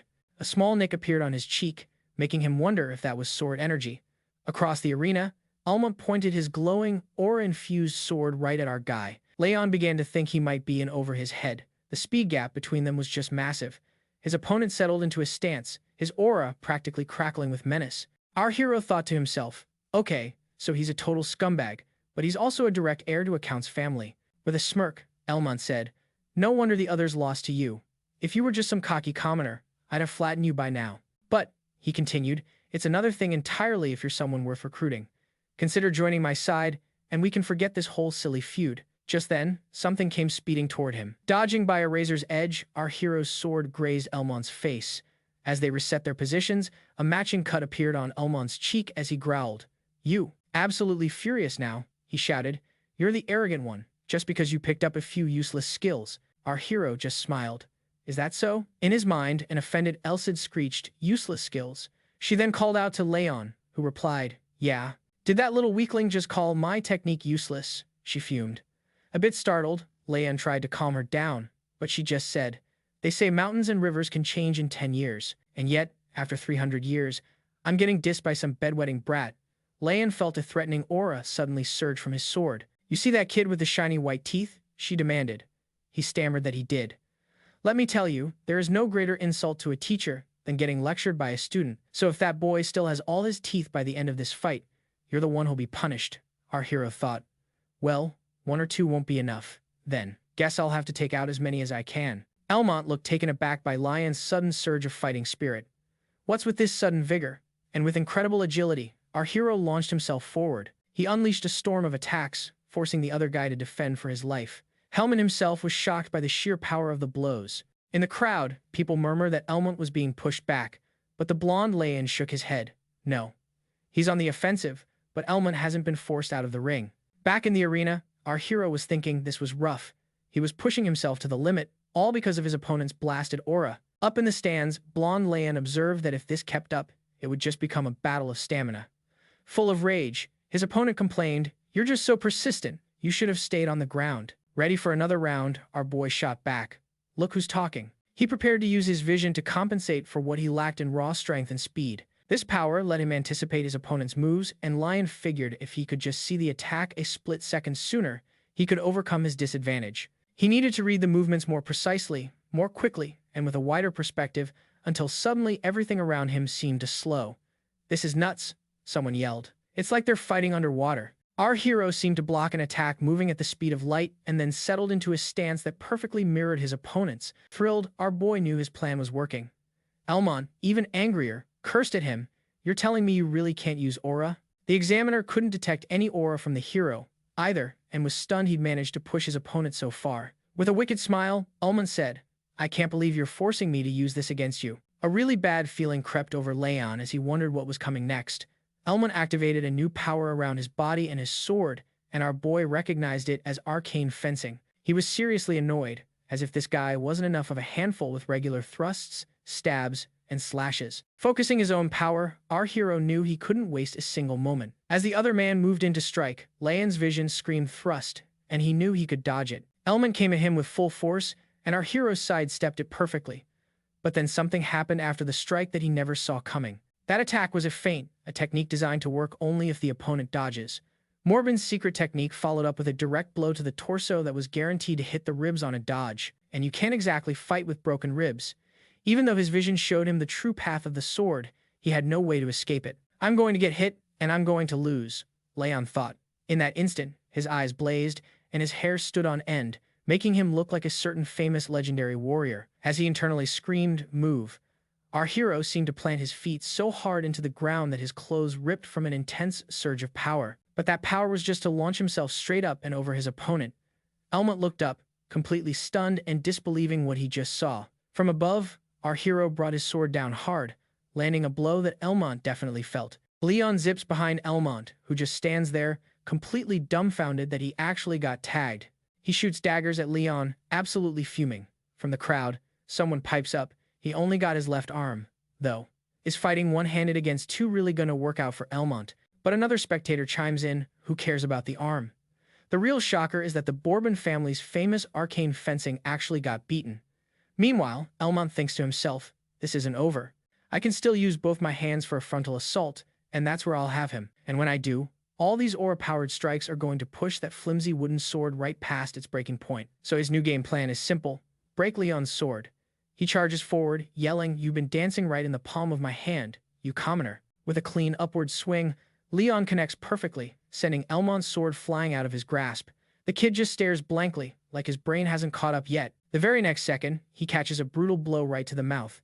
The impact sends his head snapping back, and a couple of his teeth go flying. The audience erupts in cheers. Chloe is absolutely beaming, so happy for her friend. Looking quite satisfied himself, Helmut officially declares Leon the winner. A bit later, Elsid comments, "Great work out there. He got taken down by a supposedly useless technique. I bet he'll be a little more careful with his words from now on." Leon muses, "You think getting beat just one time is really going to fix his attitude? Still, we made an oath about whoever won the duel, so it should be fine." But Elsid says that's not it at all. She was actually stunned by something else, which leaves Leon totally lost. She explains, "You just unlocked the gateway to acceleration. You're improving at a rate that's way beyond my expectations." Not getting it at all, Leon just repeats, "Acceleration?" Elsewhere, Helmut is picking up teeth off the ground, thinking, "Man, he definitely knocked out a fair few of these." A little while later, Leon is walking through the halls, massaging a sore shoulder. He asks Elsid, "Hey, so that acceleration thing you mentioned, was that what happened when I was dodging Elmont's arcane fencing?" She explains, "You know how sometimes your mind works faster than your body can react? Well, in a state of acceleration, your reflexes kick in before you even make a conscious decision. It has nothing to do with how fast you're actually moving." So, she asks, "How do you think highly trained swordsmen are able to move so incredibly fast?" Leon replies, "It's because they've learned to use their aura, right?" Elsid tells him, "That's only part of the answer. Without aura to reinforce you, your own body wouldn't be able to handle the power. That's why, typically, only a handful of people ever manage to learn acceleration, and it's always after they've mastered aura. But you," she continues, "you managed to use acceleration before you even started using aura. Sure, you only used it in your legs, and it was an incomplete version, but that's still incredibly impressive. It means," she says, "that you instinctively broke through your own limits using nothing but sheer force of will. A smile slowly creeps onto Leon's face as he says, "Huh, wait a minute," he asks. "But didn't you just say my body shouldn't have been able to handle that power? I feel perfectly fine. Is that just because the execution was incomplete?" "Something like that," the sword confirms. "If you had used it with your entire body, your insides would be soup right now." Leon, suddenly looking worried, asks, "Doesn't that seem a little dangerous?" Elsid then says, "Well, it should be about time. For now, you should probably take care of your body." A confused Leon asks, "What are you talking about? What time?" he questions again. Then, out of the blue, he's hit with a crippling wave of pain from the after effects of acceleration. The sword deadpans, "What do you think?" "Delayed muscle agony, of course," she says. "And you should count yourself lucky that it's only hitting you now. Don't you dare use it again until you've learned to use aura, or you will actually die." Clutching his body in pain, our hero grits out, Okay, I get it. Just another day here at the academy." Leon is walking through the campus, and it seems like he's the center of attention. Some girls start murmuring as he passes, and pretty soon, it feels like everyone is whispering about him. One person whispers they heard he was some kind of experiment, force-fed elixirs. Another one claims he's secretly a living weapon from the royal palace, hiding his true identity. Just then, he bumps into the same group of guys he defeated, and it all clicks. "So, you're the one spreading all these crazy stories." Elsid adds, "They'll invent any excuse to justify losing. So much for the famous pride of the nobility." Leon retorts, "If they had any real pride, they wouldn't have ganged up on me to begin with." "That's a fair point," the sword replies, just as Leon seems to spot someone. Standing right in front of him is Chloe, looking at him with a gentle smile. "Hi, Leon," she says. A little taken aback, Leon just says, "Chloe." A little later, they're outside. Leon smiles and asks, "So, how have you been? Wait, aren't you supposed to be in alchemy class right now? Are you cutting?" Chloe just calls him an idiot and asks, "Why on earth would I be skipping?" She explains that the teacher was sick, so class got canceled. "Did you really think I'd skip just to come see you?" she teases. She goes quiet for a second, then smiles. Leaning back on a bench, she says, "Something's changed," leaving Leon looking puzzled. Then she asks, "Have you been avoiding me lately?" And then, completely out of the blue, you start getting into fights with a bunch of nobles. "Do you have any idea how worried I've been?" Leon is taken aback by her concern. He lowers his gaze, thinking. Even as she's gently scolding him, he's struck by how much time has passed and how natural it feels to be talking with her so openly. He thinks to himself, that's it. Now I think I finally understand how my past self felt about her.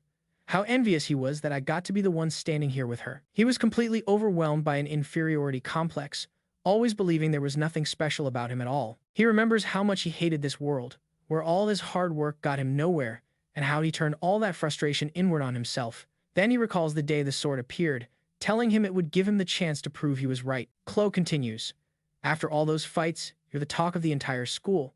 There are even rumors that you only got so strong because you found some kind of magic sword by chance." The girl looks over at him for a moment, and her eyes widen when she realizes he's crying. She looks a little surprised and flustered by the sudden tears. She tries to smooth things over, asking, "Hey, what's wrong? Why are you suddenly crying?" "Those are just stupid rumors, and I guess mentioning the sword was going too far." Leon manages to say, "It's not a magic sword or anything."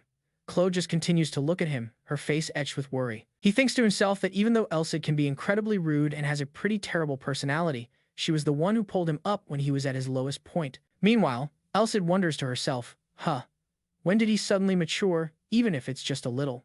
Leon thinks, if a hero is someone who saves the world, then Elsa is my hero. He resolves then and there, I'm going to become a hero every bit as capable as the one who wields the sacred sword, and I'm going to shatter every expectation Elsa has for me. Chloe just stared, completely baffled. The guy admitted that he really didn't get what was happening. All he did was have a conversation with a girl, and somehow he matured a little. He wondered, is this something a guy who's been perfect since birth is even supposed to understand? The sword chimed in that she couldn't care less about the reason, only that Liam was finally starting to look like someone worth training.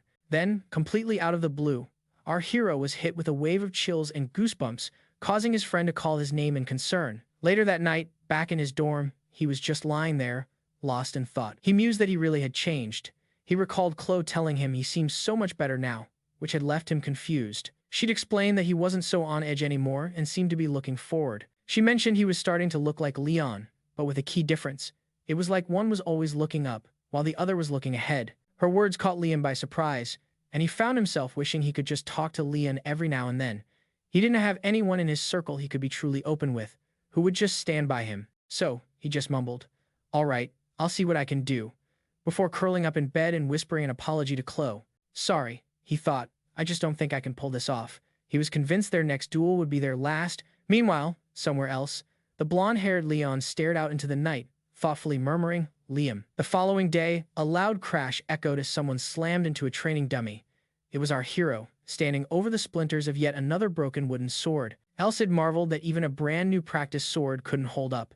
It wasn't just his skill. His training was so intense that it was putting way too much stress on the blades. A practice sword is naturally flimsier than a real one. After all, Liam explained that he'd pushed himself to master a move because a trump card is something you can only play once. He knew that a genius like Leon would figure out a counter in no time if he tried the same trick again. His plan was to master Leon's techniques, get inside his head, and completely overwhelm him. Elsid asked if seeing Leon's status window a few days back had really gotten under his skin that much. The terminal had displayed Leon's stats, level 25, a long list of skills, and the Exalted Swordsman class, a true prodigy with both natural talent and a noble background. He asked aloud if an intermediate aura user could even form an energy blade. He pointed out that Leon could already reinforce his entire body with aura, putting him above the instructors and at a level most elite knights don't reach until their 30s. Liam analyzed the stats, noting that while he was outmatched in strength and agility, he had a slight edge in stamina. He thought to himself that Leon was definitely a formidable challenge, and a grin spread across his face. He declared that Leon wasn't some unbeatable monster. That's the right attitude, Elsid said, promising to help him out with as much advice as she could.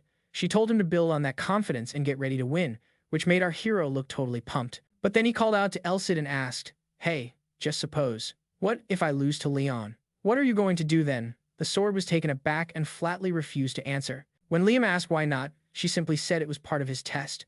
Didn't I tell you from the start? She reminded him.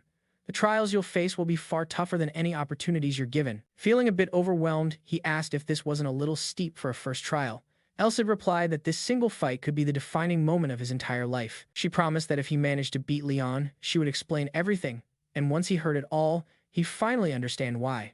The day wore on with our hero training relentlessly, right up until the sky darkened and a heavy downpour began. In another part of the academy, someone remarked that the results were better than expected. A man commented that he always knew the others weren't half bad. Leon stood at a window, watching the rain and admitting to himself he never thought he'd actually defeat Elmont. Leon turned to Sir Gilbert and said, It seems you're finally acknowledging the outcome, reminding the older man how skeptical he'd been of his earlier assessments. The old man chuckled, saying that was 3 years ago, which isn't long for the truly gifted, especially since he'd just bested the second son of a count. He then shared that he'd received a message from Liam earlier that day, simply stating that he was ready. The old man's eyes lit up. At last, he breathed. The young man then said, Sir Gilbert. He wanted to ask for a favor, thinking, I'm going to crush Liam and make him my knight, without a doubt. As the rain hammered against the academy, his thoughts drifted to Chloe. Our hero was walking down a hallway when a massive bolt of lightning lit up the sky. A bit nervously, he muttered that it felt like the heavens themselves were gearing up for his fight. Elsid replied dramatically, A hero is about to bet his entire future. Of course, the heavens are paying attention. The instructor announced Leon's timely arrival, and our hero couldn't help but notice how eerily quiet it was. The instructor explained that Leon had specifically requested it. It seemed he wanted zero distractions for this fight, a far cry from the usual public matches. Elsid scoffed that the show-off Elmont had wanted to embarrass him in front of a crowd, making our hero chuckle nervously. The man added that with no audience, there would be only a single observer present besides the official witness. Our hero immediately asked who it would be. Ah, I see, the sword said, seemingly figuring it out. When our hero asked if she knew who it was, she guessed it was probably Chloe, a revelation that sent his anxiety through the roof. Why would it be her? He asked, his voice tight with tension.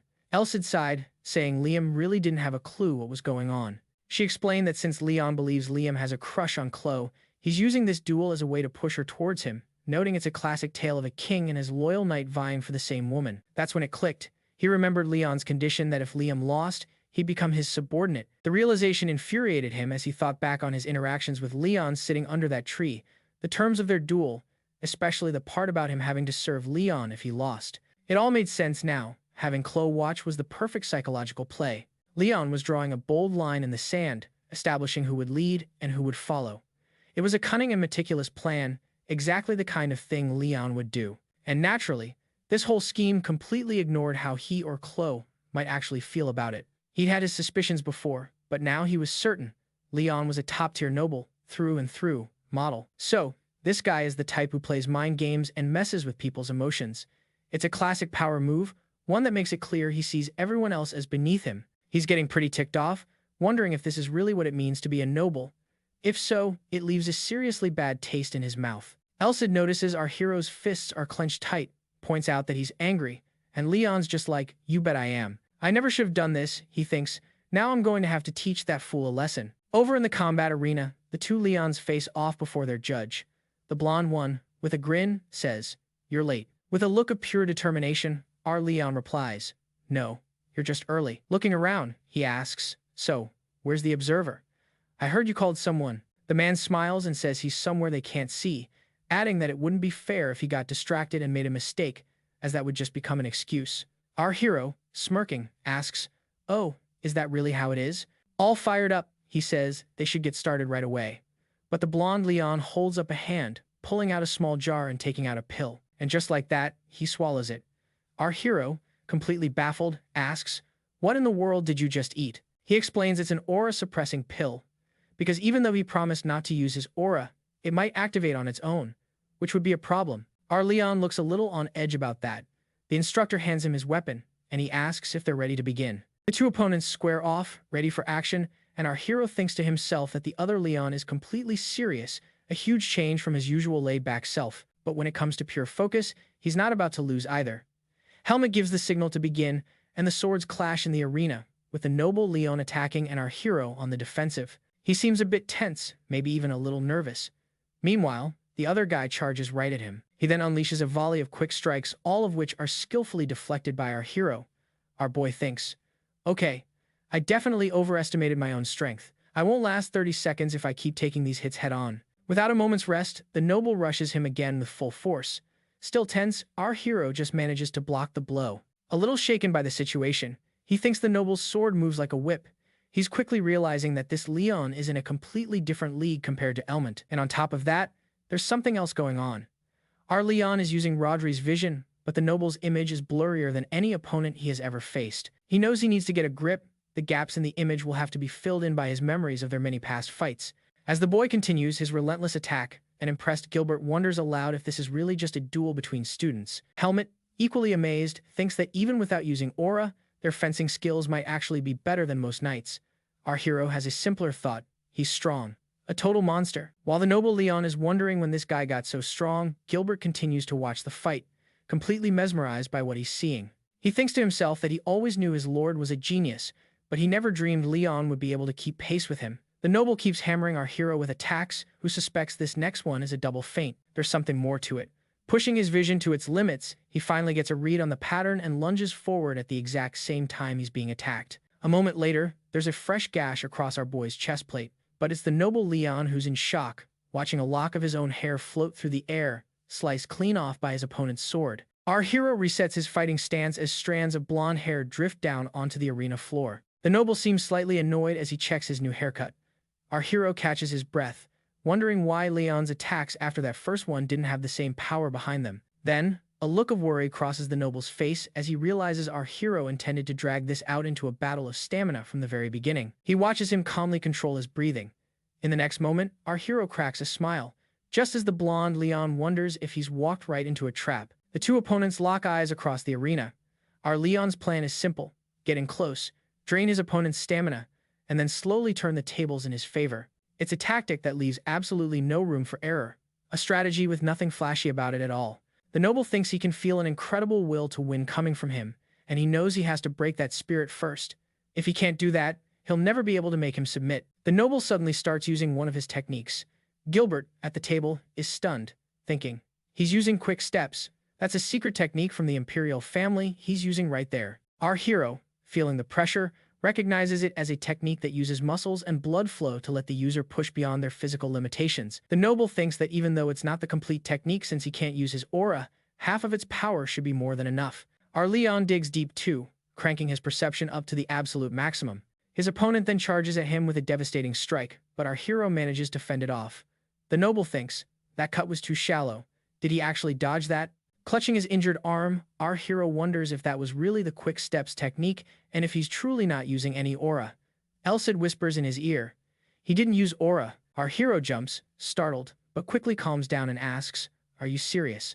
And the sword explains that the human body is much stronger and faster than he imagines. It adds that while there are techniques for strengthening the body like quick steps, there are also others that boost pure strength and endurance, so he shouldn't be so quick to judge. But in the next second, his opponent is already on top of him, ready to strike again.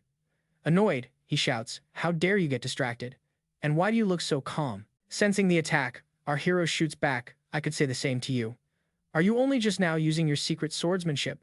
Our Liam thinks, "Calm? Are you kidding me?" He knows his rhythm was completely thrown off by Elsid's sudden interruption. He remembers Elsid's words about not judging things by common sense, right as he feels a sharp sting on his cheek. And in the next moment, it hits him. No, he thinks. Elsid didn't interrupt me at all.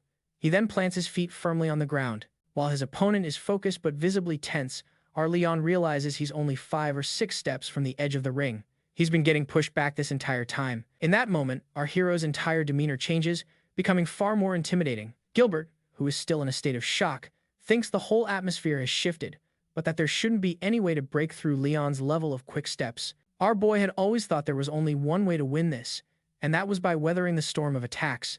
To protect his small stamina advantage, his entire strategy was to wait for his opponent to wear himself out using quick steps, since what the other guy had was explosive acceleration, not lasting power. With a smirk, he scoffs and says, "This isn't fun."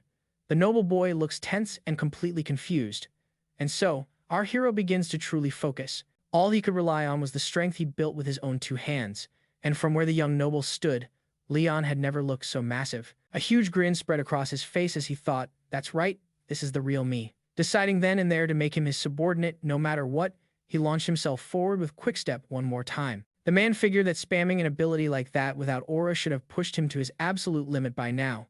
Elsid, however, looked like he was thoroughly enjoying the show. The noble Leon steeled himself, thinking that if he was a true hero, then a little pressure like this was nothing. Our hero's mind flashed through all the moments they had shared. "Leon," he thought, "you have no idea what the fundamental difference between us really is. Is it the boy born with natural talent, or is it me, the guy who swings his sword every single day?" Outside, the storm continued to rage, with angry bolts of lightning splitting the sky. Undeterred, our hero charged his opponent, who met his advance with equal determination. With a tremendous crack of metal, a sword shattered and went flying through the air. In the next instant, our hero was still holding his blade, perfectly intact, while the noble Leon stared in shock at the splintered hilt in his hand. The broken piece of the sword skittered across the arena floor, and the boy looked down at the ruined weapon in disbelief, wondering how that was even possible. A satisfied smirk on his face, Elsid noted that the boy's hard work had finally paid off.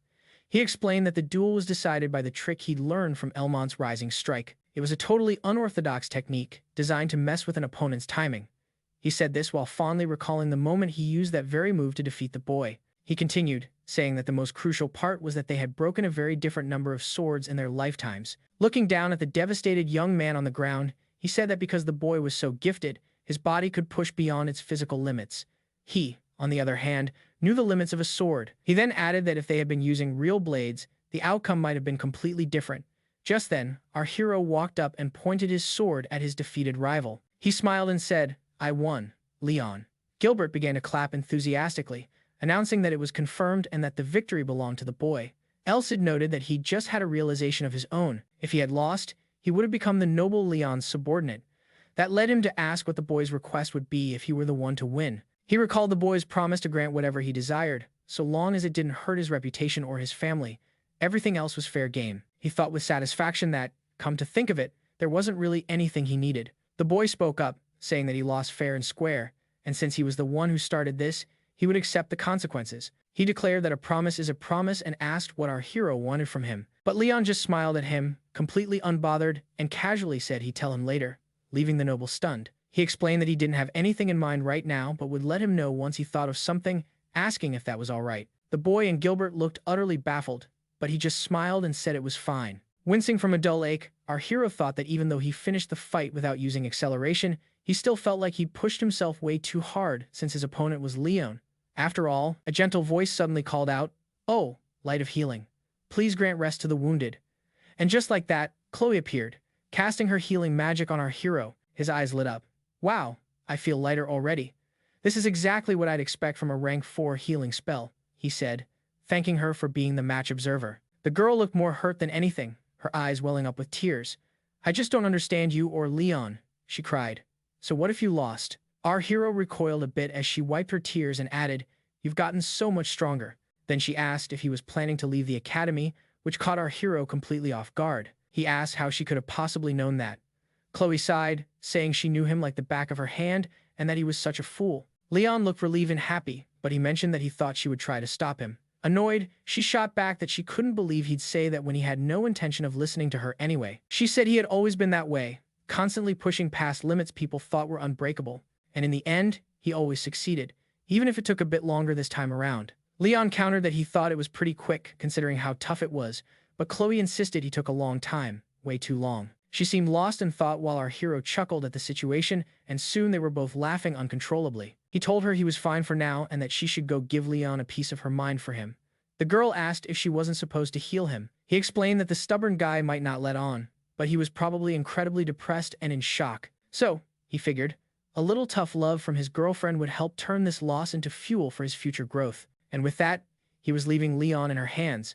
Chloe was left speechless as she watched her friend walk away. Suddenly, she yelled his name, asking what he was going to do after leaving the academy. Waving goodbye without turning back, he called out that for now, it was still a secret. The girl looked a little surprised by his answer, then clasped her hands together and seemed to offer a prayer for her friend. Elsid commented that he never thought he'd see a mage who doesn't believe in gods praying for someone, and our hero added that she really was a good person. The sword asked if he had tied up all his loose ends, and the boy confirmed that he had. He said he guessed he had always longed to become someone special, and Elsid repeated, someone special. He had thrown himself desperately into everything he did. He wanted to become someone who wouldn't lose to either of those two. He felt like he could never overcome barriers like social standing or natural talent, and eventually, he lost his way in the shadow of those special people, feeling like he wasn't good enough. But when he met Elsid, so many things in his life started to change for the better. He freed him from the inferiority complex buried deep in his soul and allowed him to escape their shadows. But now the time had come to become a hero, and who in this world could be more special than that? Elsid observed the boy and said he was quite a materialistic person. Leon asked if he was a little disappointed, and the sword replied, Of course not. What's wrong with wanting a bit of wealth and honor? What's wrong with wanting to be famous? He explained. Ambitions are a core part of human life and give them dreams that push them forward. And unless a person goes down the wrong path, ambitions are what make humans human, and that was precisely why he chose him. The person who was originally supposed to be the hero wasn't him, but the other guy, the other Leon. Stunned, our hero could only ask, What? So, get this. Elsid drops a bombshell. He's actually the true heir to the imperial throne, the sword meant to save this messed up empire. Full name? Leon Callum Gladius von Clyde. And apparently, he was the hero prophesied 150 years ago. Leon's just completely floored by all this. He just mutters, Wow, talk about a perfect main character. He can't help but think, wait, if he was supposed to be the hero, does that mean I'm not anymore? Is that how this works? Hold on, Leon says. Didn't you say that whole fight was a test for me? Elsa just nods. Yep, and you passed with flying colors. Besides, there's no handbook that says a hero has to be handpicked by some dusty old prophecy. Forging your own destiny with nothing but grit and determination, that's the real mark of a hero. The other Leons got that part all wrong. As Leon mulls this over, Elsid chimes in. So, are you feeling a little guilty? You know, for snatching my destiny? But Leon's response is immediate. Heck no. It's not like Elsid is exactly hard up for anything. Why would I feel bad for a guy who was basically born with a platinum spoon in his mouth? No way. The sword seems genuinely taken aback. Then Leon doubles down. If anything, it's his own fault for losing to a nobody like me. He had every advantage, and I had squat. Elsid is even more stunned. He adds, plus, the great soul of Rodri chose times me asterisk. The sacred sword chose times me asterisk. So really, I'm just living up to what's expected of me.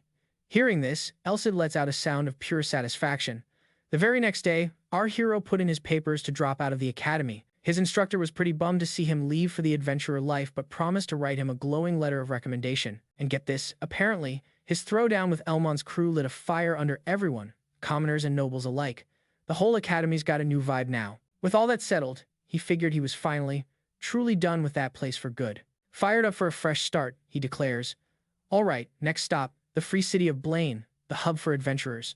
High above, a majestic eagle circles, its sharp eyes scanning the vast green forest below. Under a perfect blue sky, a figure comes crashing out of a bush, running like his hair is on fire.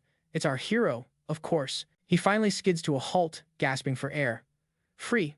I'm finally free from that nightmare forest, he wheezes, collapsing to his knees in sheer, exhausted relief. Then, his eyes light up. He can see Blaine from here. A real bed, he whispers reverently. I'm finally going to sleep in a real bed. It had been 15 long days since he'd left the academy. Elsid's voice chimes in. Nightmare Forest. You should be thanking it. It was excellent training. Leon scoffs. Oh, I'm grateful. All right. So grateful I could just about cry now that I'm leaving it behind. They've been trekking through that wilderness for 15 days straight on the road to Blaine. It was his first time ever camping out.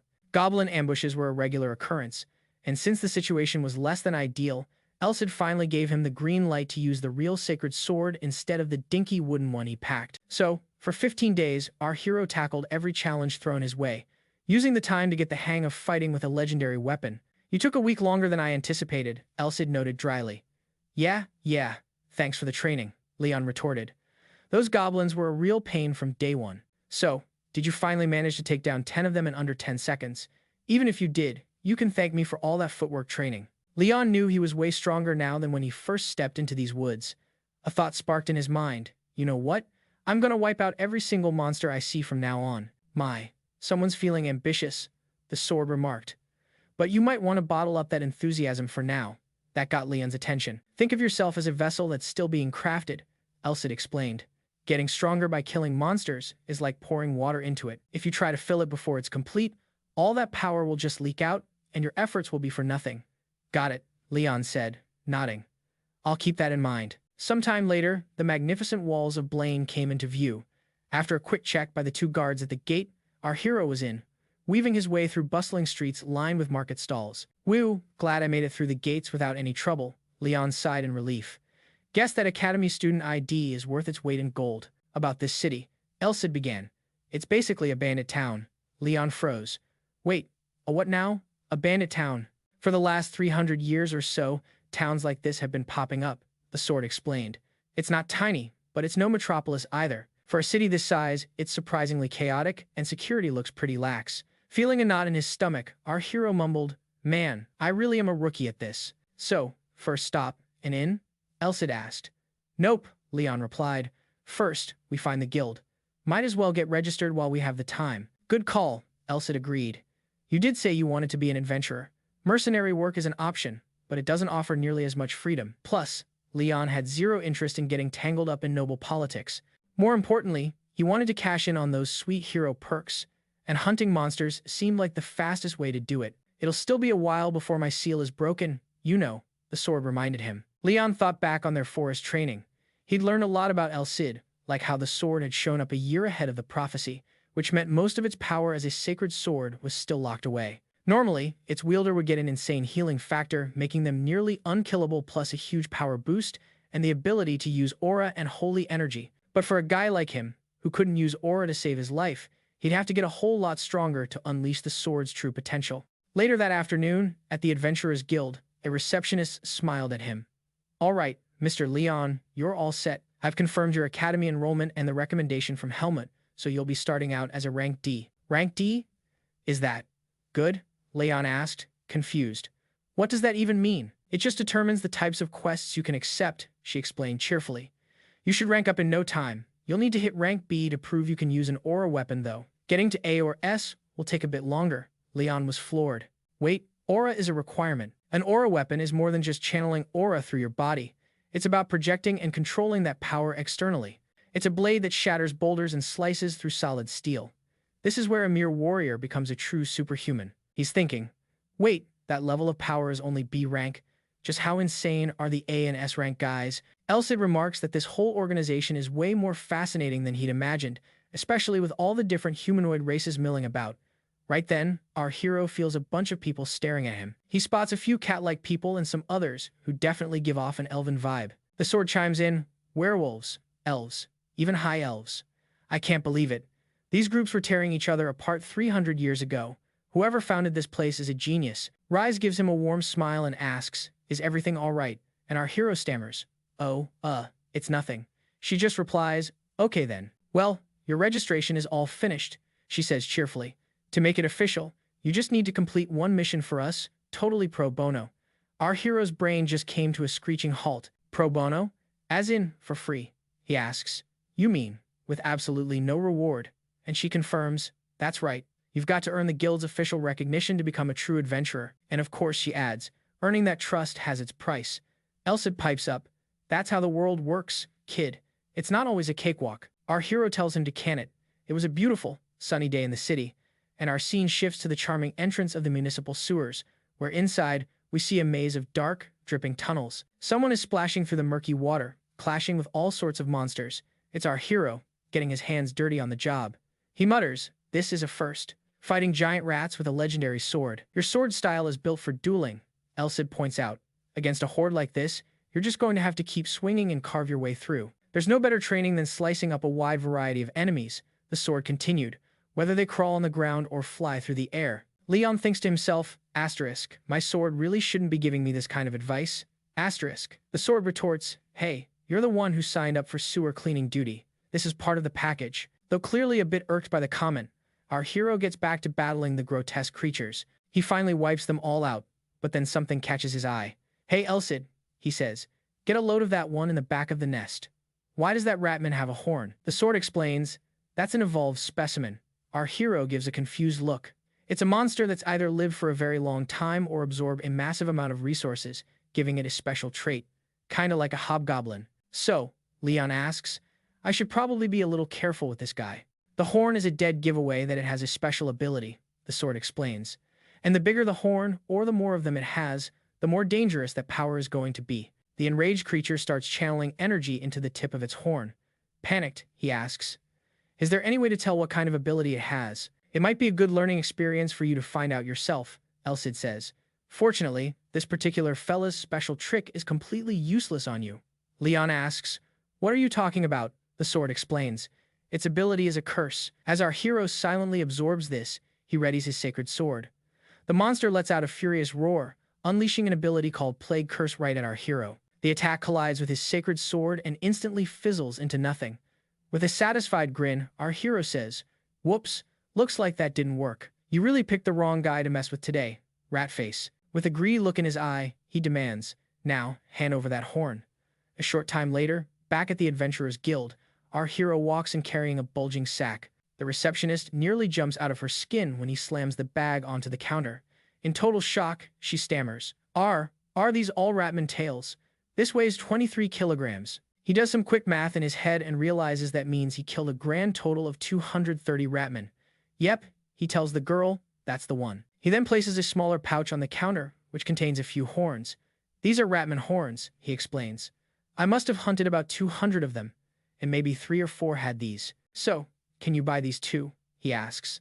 The girl seems completely stunned. When Leon calls out her name, she finally snaps out of it, stammers, yes, and places his payment on the counter. That comes to 13 silver and 50 copper, she says.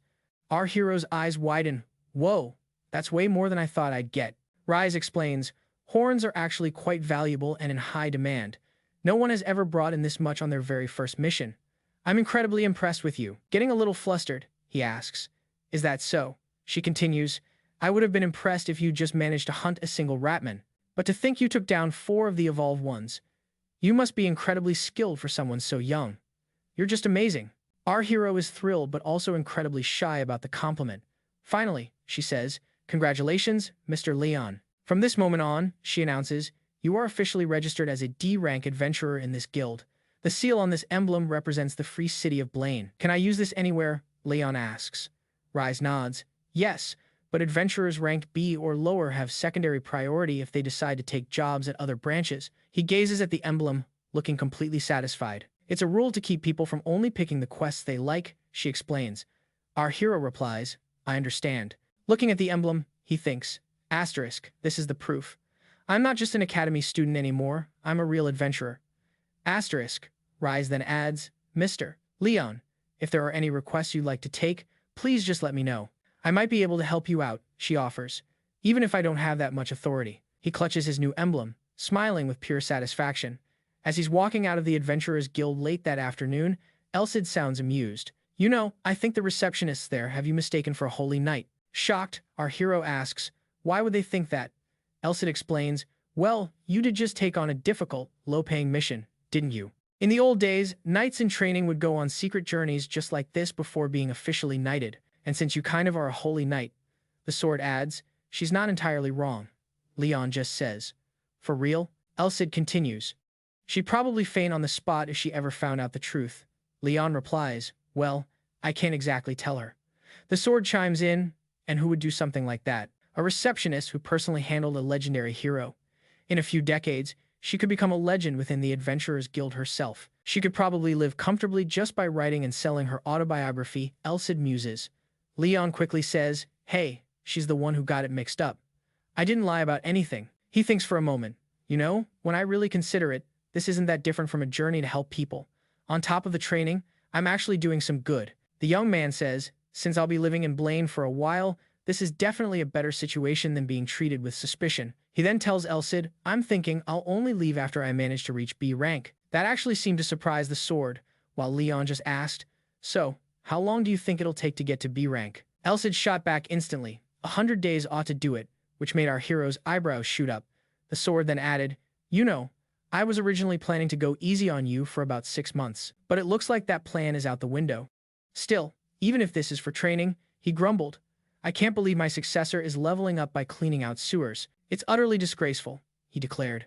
Our hero, however, thought, hey, at least we made some cash, wondering what was so wrong with that. You need to become as powerful as possible. Fast, Elsid insisted. Strong enough to take down at least one dragon. Looking desperate, our hero stammered, don't you think the difficulty level just jumped a little? Dramatically, not at all, Elsid countered. Now that you've got the basics of vision and footwork, we'll just level you up through more real-world combat. Besides, the Wonder Hero's privilege lets you absorb the power of any monster you defeat. In short, he racks up experience points. Is this that connection between monsters and aura you told me about? Leon wondered, remembering the jolt of energy he felt after wiping out those creatures. He'd always assumed elixirs and fancy training methods from noble families were the only real way to build up aura. Elsid explained. Honestly, anyone can absorb a monster's power and convert it to aura, but the nobles and royals of old buried that truth so they could keep the secret for themselves. Leon realized that with most of those gatekeepers now dead, only Elsid knew the real method.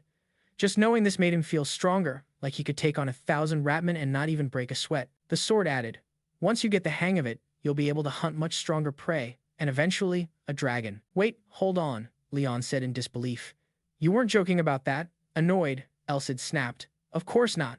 I'm a sacred sword, not some fancy cleaning tool. Does it really make sense for you to be using my power to purify the air? Our hero winced, remembering how he'd asked Elsid for a magical deep clean after crawling out of the sewers. And while Elsid's incredible powers had left him sparkling clean, it was pretty clear the sword was still holding a grudge about it.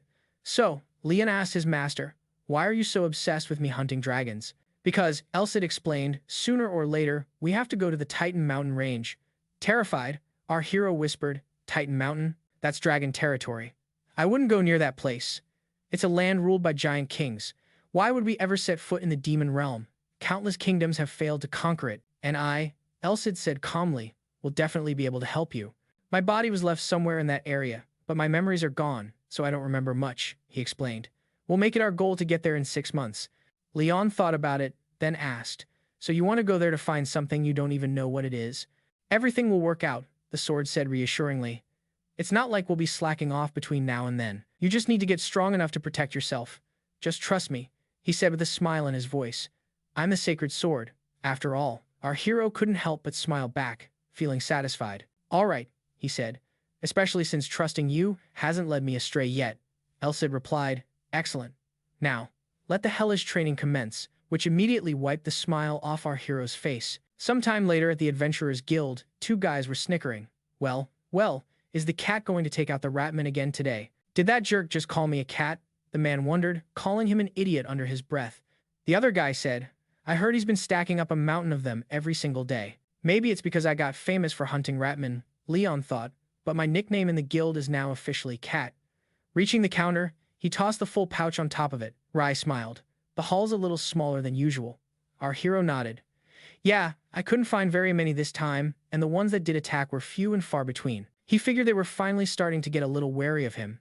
Even though ratmen seem pretty dumb, she said, they do have a little bit of intelligence. That's why I was hoping you could line up some other missions for me, Leon said. She then slid a few papers across the counter. Beaming, she said, I knew this day would come, so I handpicked these 4 missions just for you. Our hero and Elsid looked them over, wondering which one to pick. And suddenly, one of them caught his eye. Looking closer, he could see the documents for that particular mission looked incredibly old. That means the mission is really unpopular, Elsid pointed out, and it also means it was never updated. Leon grinned. That's the one. I'll take that mission. A bit later, walking through the city, he reviewed the quest. It's a hunt for a rocky slime. Their habitat is in the ground near the wall because they eat rocks, so if they're left unchecked, the walls won't hold up for long. The request is from Blaine's defense captain, he mused. There's no way a guy like that would try to take advantage of me. Arriving at a small gate in the wall, our hero showed the paper to the guard, who looked startled. For the subjugation of stone slimes, I never requested that. How is that possible? Leon asked. This is an official document from the guild, but the defense captain just insisted it must be some kind of mistake. Then, out of nowhere, someone approached them. Are you the guy? He asked. The adventurer who cleaned out all those sewer rats. Leon confirmed that yes, that was him. You're amazing, the man gushed. We need more adventurers like you. I can't believe those other guys who only take easy jobs still have the nerve to call themselves adventurers. It's ridiculous, don't you think? He asked Leon. A little later, our hero was walking through the interior of the city wall. He remembered the man saying that depending on how good he was, he might give him a bonus, so he had to work hard. Feeling a bit worried, he commented, that guy made it sound like this was going to be a real pain to deal with. Wasn't it a good thing that he said he'd give you a bigger reward? Elsid asked. Leon replied, this whole place is damp and slippery. Without some serious technique, it'll be tough just to stay on my feet in here. In other words, the sword said cheerfully, it's a perfect place for footwork training. But our hero cut him off. Hang on a second. Looking down the corridor, he saw 3 slimes bouncing toward him. Are there only 3 of them? Our hero asked. Elsid told him impatiently. Use your vision. He explained, if they were just like regular slimes, adventurers wouldn't be avoiding them. So, the boy agreed, and suddenly, a stone whizzed right past his face, giving him barely enough time to dodge. That stone, thrown with incredible force, embedded itself in the wall. He wondered if it was a rock. Frightened, he asked where it came from, and Elsid told him to look right in front of him. Just then, a slime lunged at him. Defending almost instinctively, he blocked the slime with his sword but felt his weapon being pushed back with serious power. He blinked. Huh. So I guess that's why they call them rocky slimes. You've probably pieced this together, Elsid said, but their weak spot is the core. Shatter that thing in the center, and the whole slime will fall apart, no matter what other abilities it's packing. But it was more complicated than that. He could see it was filled with countless stone fragments, forming layers of armor around the core. This monster was cleverly designed. No wonder adventurers try to steer clear of these things, Elsid remarked. Blunt weapons are your best bet for getting past a slime's defenses. Swords and arrows can slice or pierce them easily enough, but they use those stone bits to cover their weak points. That's what makes them such a nightmare to handle with typical gear. Just then, the slimes unleashed a volley of rocks straight at our hero. A storm of stones zeroed in on Lion, forcing him to block with his sacred sword as the slimes oozed relentlessly closer. It looked like he was having a tough time. They know you can't block everything, Elsid noted, so they're aiming for your vital spots. What's your take on that last attack? The boy analyzed. They're launching those stone shards from over 5 meters out, which leaves a small opening before they can fire again. If I can just close that gap, he thought, I could probably land 1 or 2 hits. But there's a catch. Since I can't just brute force my way through its armor, I've got to find a way to dodge the fragments and hit the core directly. Wait, I need to times it. Elsid sounded surprised by his thought process. If Lion used his vision, he could spot the exact moment the fragments separate, creating a path for the sacred sword to slip through. The only issue was that the rock fragments were in constant motion, making it incredibly difficult to find that opening. Despite the odds, our hero cracked a smile. Isn't a crisis just another name for an opportunity? Exactly, Elsid said. The moment a rocky slime opens up to shoot its stones, the flow of its mucus has to pause for a split second. Given your skills, that's the absolute perfect time to strike the core with precision. Lion raised an eyebrow. Did you think this all through when you picked the stone slime? The sword smugly replied, Of course I did. With newfound determination, our hero said, All right then, let's give it a whirl. He gripped his sacred weapon and charged headfirst toward the creatures. As he got closer, he activated his trained vision. In a flash, he carved straight through one of the slimes, completely shattering its core. He realized in that instant that if his timing was off by even a fraction of a second, he'd be the one taking the hit. They sense their surroundings through vibrations, Elsid advised, so you need to lighten your footsteps as you move. The slimes continued to pelt our boy with rocks. Your footwork technique is perfect for this, the sword added. Closing the distance, our hero gracefully weaved through the monster's assault. He felt a rush of excitement, thinking, I can totally do this. And just as Elsid said, using his movement technique made it possible. But then, the unexpected happened. He felt his foot slip and thought, what the? Glancing to his side, he saw a huge clump of rocks hurtling toward him. He focused, channeling his skills, and, with a huge effort, regained his footing. He managed to twist away just as the barrage of rocks whistled past. His trained vision locked onto another creature's core, and he shattered it without a hint of mercy. A little while later, the entire hallway was littered with slime guts. I highly doubt you did that last move on purpose, the sword commented dryly. But hey, it all worked out in the end. Lion shot back. What are you even talking about? Elsid replied, that little maneuver just now. That was level 2 of the footwork technique. Our hero was stunned. Level times what asterisk? Elsid explained, finding your balance on uneven ground and minimizing vibrations are the fundamentals of level 2. If the floor has other stuff on it, you have to learn to use it. Doesn't matter if it's an icy patch or a scorching hot surface. The whole point of the movement technique is to use the environment to your advantage. It's about being so adaptable you can turn a bad situation into a good one. So, even if it was an accident, you shifted into a stance, spread your legs to lower your center of gravity, and ditched your upright posture to be more flexible. If the terrain changes, he said, your posture has to change with it. Up until now, the way you've been standing and moving was really only good for perfectly flat ground. In a place with a low ceiling and a slick floor like this, you need a style of movement that fits the environment. A lower stance definitely feels a lot more stable, Lion admitted. See, isn't your training going so much smoother with some real-world application? Elsid asked proudly. Lion muttered. For a demonic sword. Elsid sounded genuinely confused. What the hell was that? This is only level 2? Lion thought to himself. I can't believe this is considered the beginner standard. You know, come to think of it, his sword piped up. Even though you're getting the hang of the footwork, you really shouldn't be dodging all their attacks. Our hero was not thrilled to hear that. Is a little pebble going to kill you? Elsid taunted. It's better to practice taking minimal damage now so you'll be ready for a real fight. You need to learn how to absorb the hits you can't block instead of just relying on your burst skills, he explained. If you can find the perfect opening, you can slice right through them. And you can't use your burst skill if there are only 2 or fewer enemies left. Lion sighed, exasperated. You demonic sword, why don't you just ask me to drop dead while you're at it? It's for your own good, it retorted. If you get too comfortable in your battles now, things will only get tougher down the road. I'm not even comfortable yet, Lion protested. So why are you piling all this on me? The sword replied, by my standards, you're practically lounging. Why, back in my day. Meanwhile, a couple of people were watching the entrance to the inner part of the city walls. That's the 3rd week now, one guard said. What time did he head in today? Before 10 in the morning, the other answered. Just before the 2nd shift change. The first guard shook his head. That kid sure works hard for someone so young. At first, it looked like he was having a rough time with those stone slimes, he added, but these days he comes back with a full sack every time, even though the pay for them isn't great. Speak of the devil, he's coming out now. Someone at a nearby post shouted. Our hero emerged, looking grimly determined and hauling 2 heavy bags of slime remains, leaving the onlookers thoroughly impressed. Today's the last day, Lion said to the soldier, who just offered an awkward smile. I've cleared out the areas closest to the wall, and since slimes are super slow breeders, it's not like they'll have to worry about a population explosion anytime soon. Gesturing towards the bags, he declared, that's the last of the rock slime fragments. Go ahead and let the guild know the mission's a success. The soldiers just exchanged glances, staring at the sacks bulging with slime chunks. As they strolled along, our hero asked, so, does this mean I'm finally ready? Elsid replied, it sure does. We're going to use all that power you soaked up from crushing those stone slimes. It's time for you to take your first real step into learning about aura. A little while later at an inn, Elsid noted, well, that was a lot faster than I anticipated.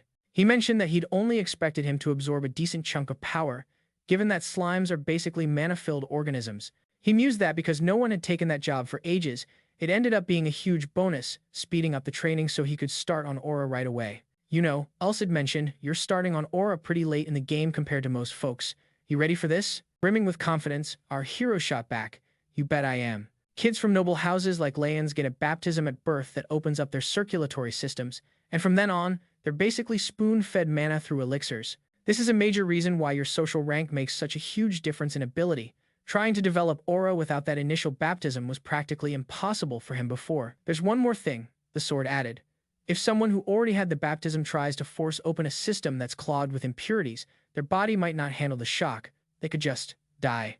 That piece of information certainly got our hero's attention. But you've been absorbing mana this entire time, Elsie countered. And more importantly, Leon, you have me, the sacred sword. My power will shield your circulatory system and heal your wounds simultaneously. But I'm not going to sugarcoat it. This is going to hurt like you wouldn't believe. You'll have to endure it. He laid it out clearly. If you black out, the baptism is a bust. Whether you pull this off or not comes down to your own mental fortitude. Then, Elcid began to unleash his power right in front of our hero. He watched with concern as shimmering lights began to form, suddenly sharpening into blades of pure light. All of a sudden, one of them dove from the air and slammed into Leon's back. He let out a raw scream, coughing up blood. As he sat there in agony with a sword sticking out of his back, several more blades of light started moving in his direction. Then, they all pierced him at once. Leon fought hard to stay conscious, his immense suffering plain to see. Elcid, watching our hero take the punishment, said with genuine surprise, "I'll be damned. To think you could actually withstand 10 swords of light." The kid was still on the floor, doing everything he could to hang on, though he was obviously in rough shape. The sword gazed out the window, thinking, asterisk, as Leon's aura awakens, the presence of those who've been hiding in this city is becoming much more distinct. Asterisk. Later on, well into the night at the inn, our hero whispered, "So this is aura." He thought about how he could feel a flow of energy circling outside his body, and he could see that refined power circulating around his heart. It felt like he'd just been handed a whole new power set, completely different from his physical strength. He felt like he could do absolutely anything. "Whoa there, you're getting ahead of yourself," Elcid said, snapping him out of it. Our hero was a bit confused. "I mean, you're truly incredible," Elcid clarified. "And even knowing that the awakening process is all about willpower, you still managed to completely surpass my expectations." He grew a bit pensive and asked, "Then why do you look so bummed out? I thought you were in charge of training me. Everything worked out, didn't it?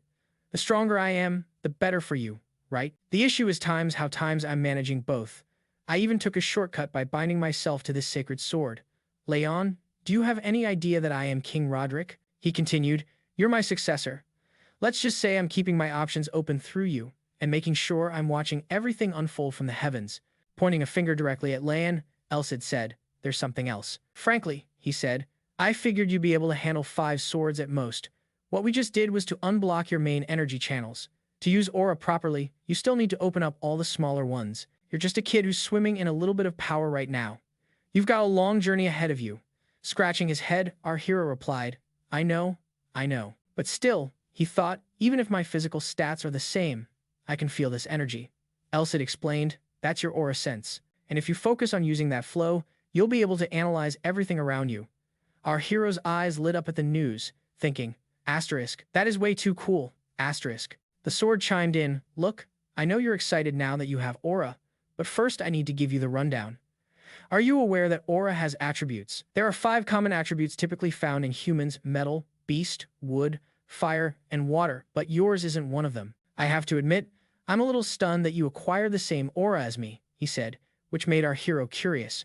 "Wait, the same as yours?" he asked, surprised. "So, does that mean?" Elcid cut him off. "Yep, your aura is the sun attribute, representing light and heat.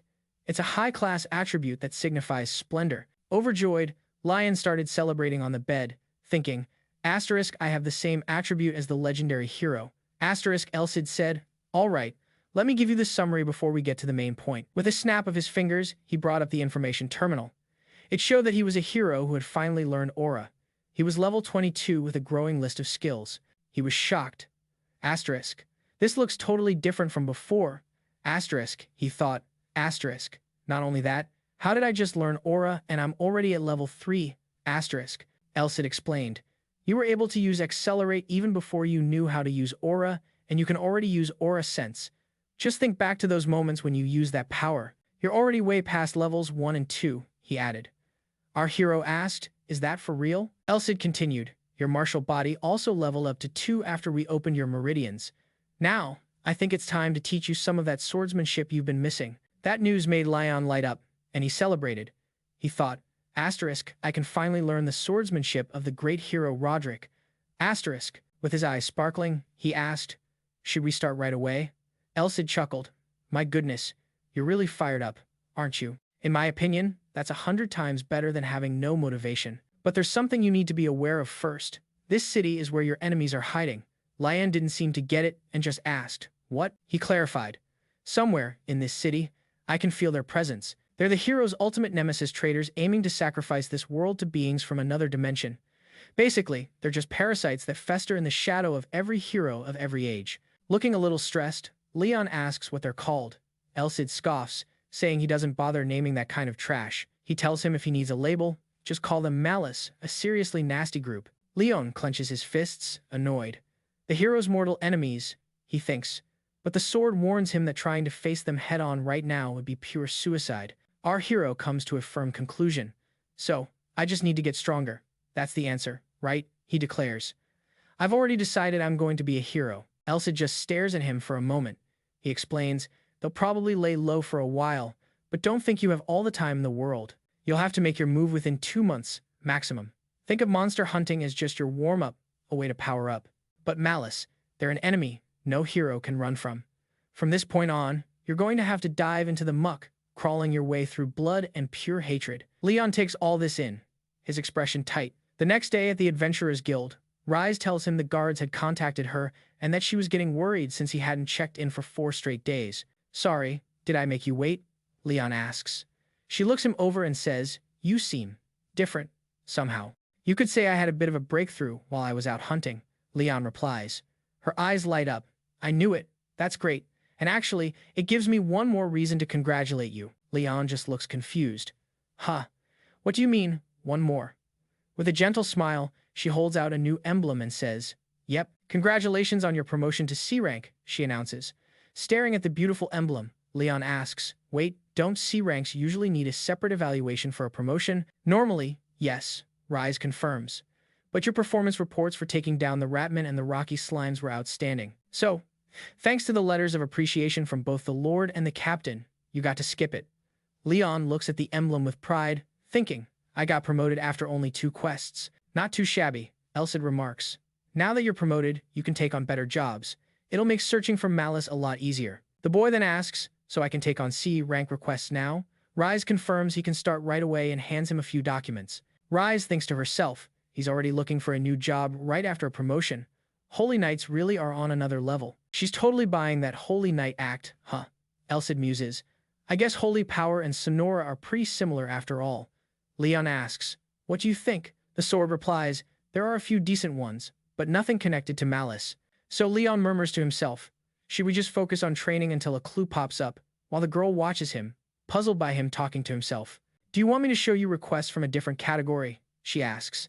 It's a bit strange to only look through the rejected ones, but our hero cuts her off, saying, "No, that's not it." He thinks for a few seconds before asking, "Could you show me any requests related to the slums or jobs that have a bad reputation?" The girl seems a bit tense.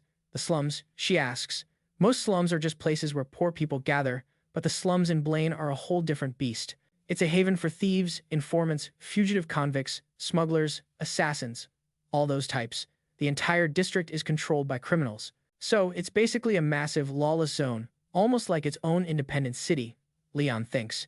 Then Rise adds, "But we don't have any requests related to the slums. That's mercenary work, not something for adventurers." She says it a bit nervously. Damn it, our hero thinks. Right, adventurers aren't supposed to get involved in human conflicts. Trouble in the slums is almost always just fights between people. I can't become a mercenary with all those restrictions, not at this point. And if I start snooping around without a good reason, I'll definitely draw their attention. Finally, Rise pulls out a single request form and asks, "What about this one?" Sir Leon, our hero, takes it and gives it a quick look. It's a job to clear out some ghost armors in an abandoned mansion. Some decorative suits of armor left in a deserted mansion have come to life, making it impossible to sell the property, Rise explains. Not only is the pay pretty low, but there also aren't many D ranks who can even damage the armors. Our hero thinks, "My sacred sword shouldn't have any trouble with that." She adds, "And since the mansion is right next to the slums, I figured it would be a helpful excuse for you to get near the area." Having a good excuse is exactly what I need, Leon thinks. And no matter how powerful the factions in the slums are, they wouldn't dare start trouble with the Adventurers Guild. If they mess with the guild, they could end up having to deal with a high-rank adventurer. A rank and above are basically national-level assets. Rise gives our hero a gentle smile as he scratches his head, looking a bit embarrassed. He smiles back and says, "Thanks, I owe you one." She replies, "Don't worry about it, it's my job." The girl tells Leon to also pick up his reward for the rocky slimes, adding that the guard captain included a generous bonus for him. Our hero looks at the sack of coins, extremely pleased, but he suddenly remembers something and asks the girl, "Hey, can I ask you one more thing?" She says, "Yes, of course." With a more serious look, he asks, "Could you tell me where the Church of Blaine is?" Rise looks completely shocked by the question and stammers, The church?" Then the boy says, "Yeah, I have some business to take care of there." Rise gets incredibly tense at his request. I knew she'd react like this, Leon thinks. If she believes I'm a holy knight like Elsid said, she knows that we in our order aren't allowed to ask the church for help, unless, of course, enemies of the church show up. In other words, heretics. People who denounce the goddess. Regardless of what group they belong to, the church musters all its strength to fight them. That's why they dispatch the ruthless Iron Knights. Then the girl says, "It's at the end of the Primate District in the northeast. It's the 13th building." Our hero thanks her and says he's heading over. The girl is left standing there, staring, practically drooling. A moment later, it hits her. If a holy knight is looking for the church, it can only mean an enemy of the church has appeared. She collapses to the floor, thinking, "This is something the guild can't ignore. I need to report this immediately." With a satisfied smirk, Elsid says, "Now that's cunning." He notes, "It's the most effective way to get the guild to act without revealing your identity. A simple D or C rank report would never be enough to make them take things seriously." Leon chimes in that it's not quite that simple, asking if he was absolutely sure he kept his identity under wraps. After all, once a report gets filed, the guild just takes over from there. He figures he could always reveal Elsid to the church if things got really desperate, but he's keeping that card as an absolute last resort. Besides, Elsid's seal isn't even fully broken yet. On top of that, he still needs to level up his skills quite a bit before he goes around announcing to the church that he's the official wielder of the sacred sword. But putting all that aside for a moment, Leon asks about these living armors, wondering if they're literally just empty suits of armor clanking around like monsters. To his surprise, the sword says, "Nope." That catches our hero off guard too. The sword explains that living armors are a pretty rare natural phenomenon. They can be animated by magic or sorcery, or someone just pumps them full of power. It clarifies that they don't have a mind of their own, they're basically just metal puppets with a single directive: keep intruders out. Leon then asks if a mage couldn't just cast a dispel spell and call it a day. Elsid immediately shoots that idea down, explaining that since they weren't created with magic, it just wouldn't work. The way dispelling works is like taking out the support beams of a building. Sure, it collapses, but you're still left with a huge pile of rubble. That's why a mage is pretty much useless in a situation like this. After thinking it over for a second, our hero says, "Well, the ones we're up against don't seem like that big of a deal." He's looking over a blueprint on the table and notes, "Their armor is just a mix of iron with a silver coating." The sword pipes up, asking, "So, if they're such a cakewalk, why hasn't anyone taken them out yet?" The report mentions this would have been sorted out ages ago if it were assigned as an official disciplinary mission, a detail that gives our hero a bad feeling. Just then, he spots something in the report and asks if the armor's regeneration speed is insanely fast. Apparently, even if you smash them to bits, they pull themselves back together in under 10 minutes. Because of that, people's weapons just can't hold up, so they end up having to bail on the fight. Elsid finally gets it, saying that's the kind of power you'd expect from an iron alloy living armor. Rolling up the document, our hero just says, "Well, we'll find out when we get there. Let's go." As night blankets the city, they make their way into the slum district. He's taken aback by how crowded it is, way more packed with people than he anticipated. He checks in with Elsid, who says it's been getting a weird, uncomfortable vibe ever since they entered the area. He asks if they're being followed, but the sword says it would have given him a heads up immediately if that were the case. It does, however, have a hunch about what's going on. Naturally, our hero wants to know what's up.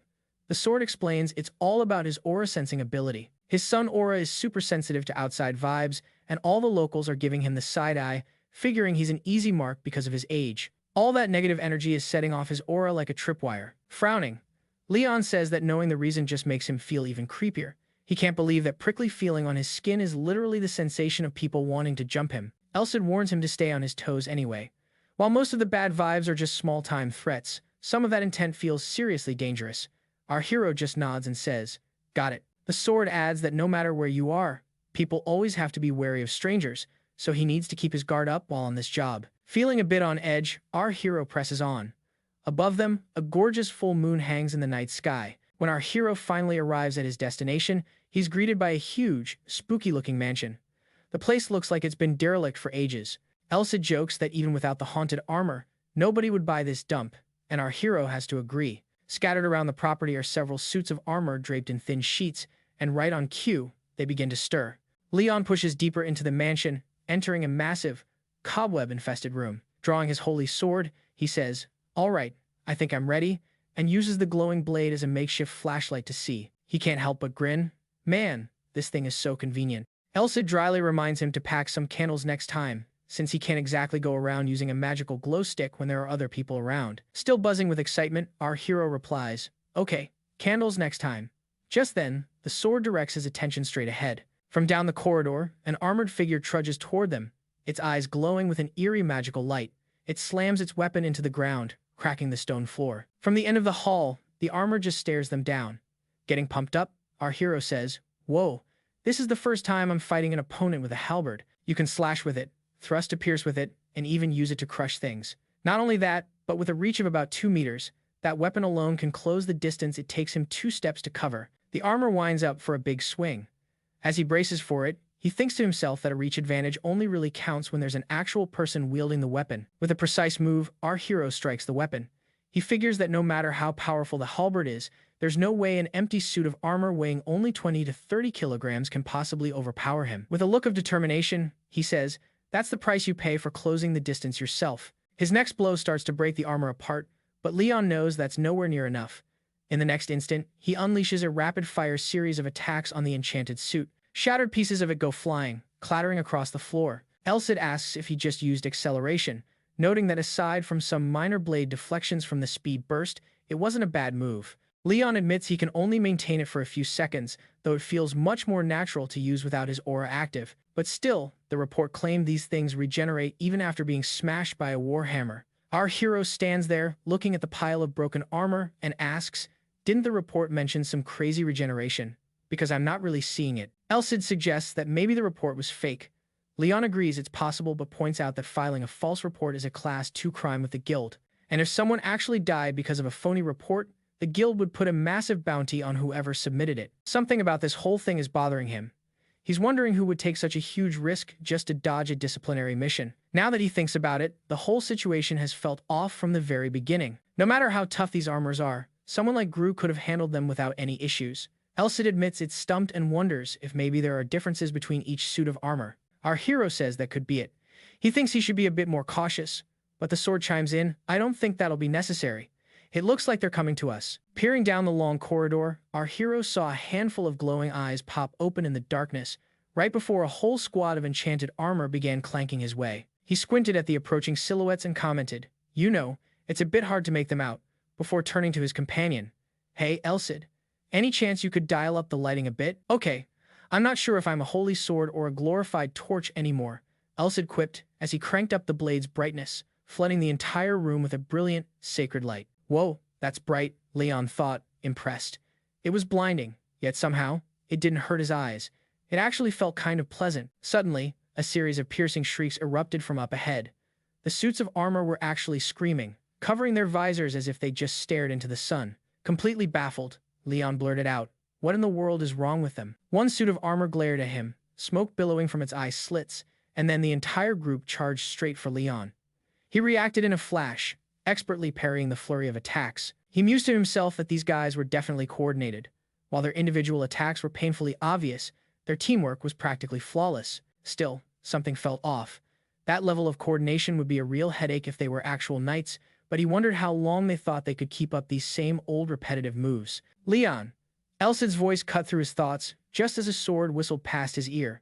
Distracted for a split second, he'd almost lost his head, ducking just in the nick of time. He leaped back, putting some distance between them. "What is it?" he snapped, clearly annoyed by the interruption. "Those things are not living armors," Elsid shouted back, to which an even more irritated Leon replied. "Then what are they?" "Just use your special sight," Elsid urged. "Your eyes will show you what they really are." Leon activated his vision, and his jaw dropped. It was like something was swirling around times inside times the armor. "Why is there smoke?" he asked. Elsid explained. "That black mist is a form of pure evil energy. The second it touches you, it'll start draining your life force. Your solar aura will help you resist it," the sword added, "but seriously, try not to make contact. Nothing good will come from it." "Is that why they freaked out when you lit up?" Leon asked. Kind of, Elsid replied. If they were just clumps of evil energy, my light would have vaporized them instantly. Besides, real living armors are mindless puppets. They can't scream. There's absolutely no reason for a simple enchanted armor to tremble before the light of a holy sword. The only things that have such a strong reaction to purification light are evil spirits, Elsid concluded grimly. And that's exactly what we're up against. They're called phantom armors, he explained.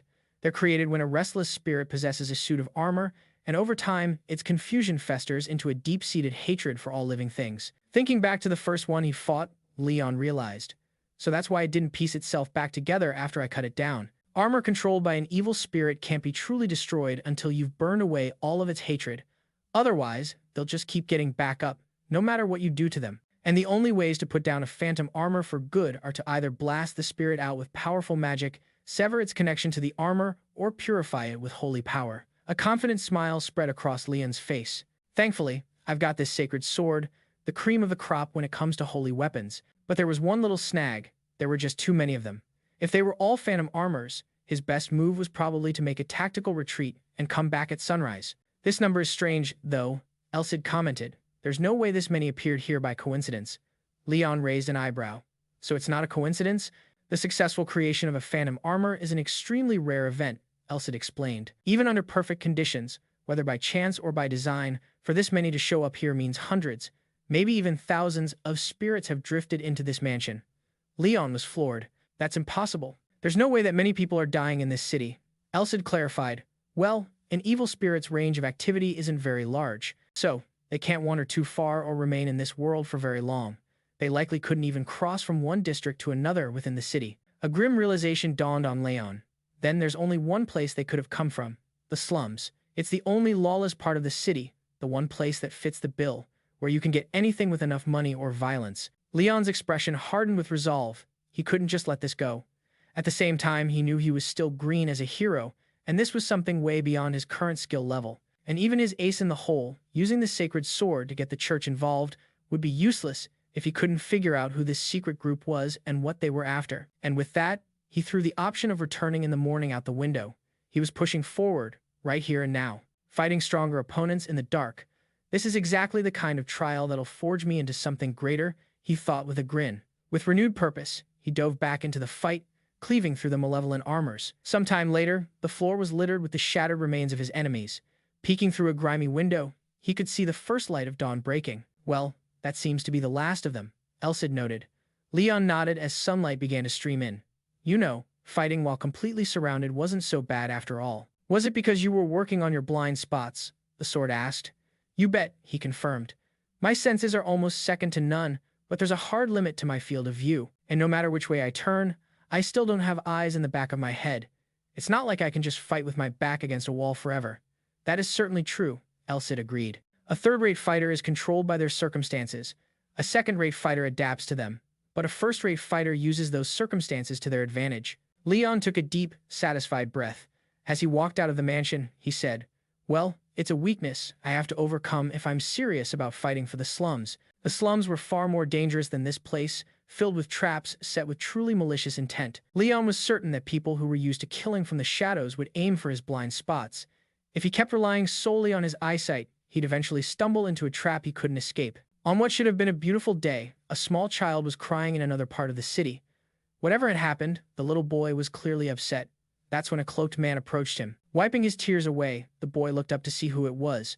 The next instant, he slapped both hands over his mouth in sheer terror as a massive, cruel-looking man towered over him. A palpable tension fell over everyone nearby at the man's arrival. As he walked by, followed by his goons, someone whispered, It's Khan. He's the boss of the most powerful gang in Blaine. One of his men reported, We kept an eye on districts 23 and 25 like you ordered. None of the slaves who went into that area ever came back out.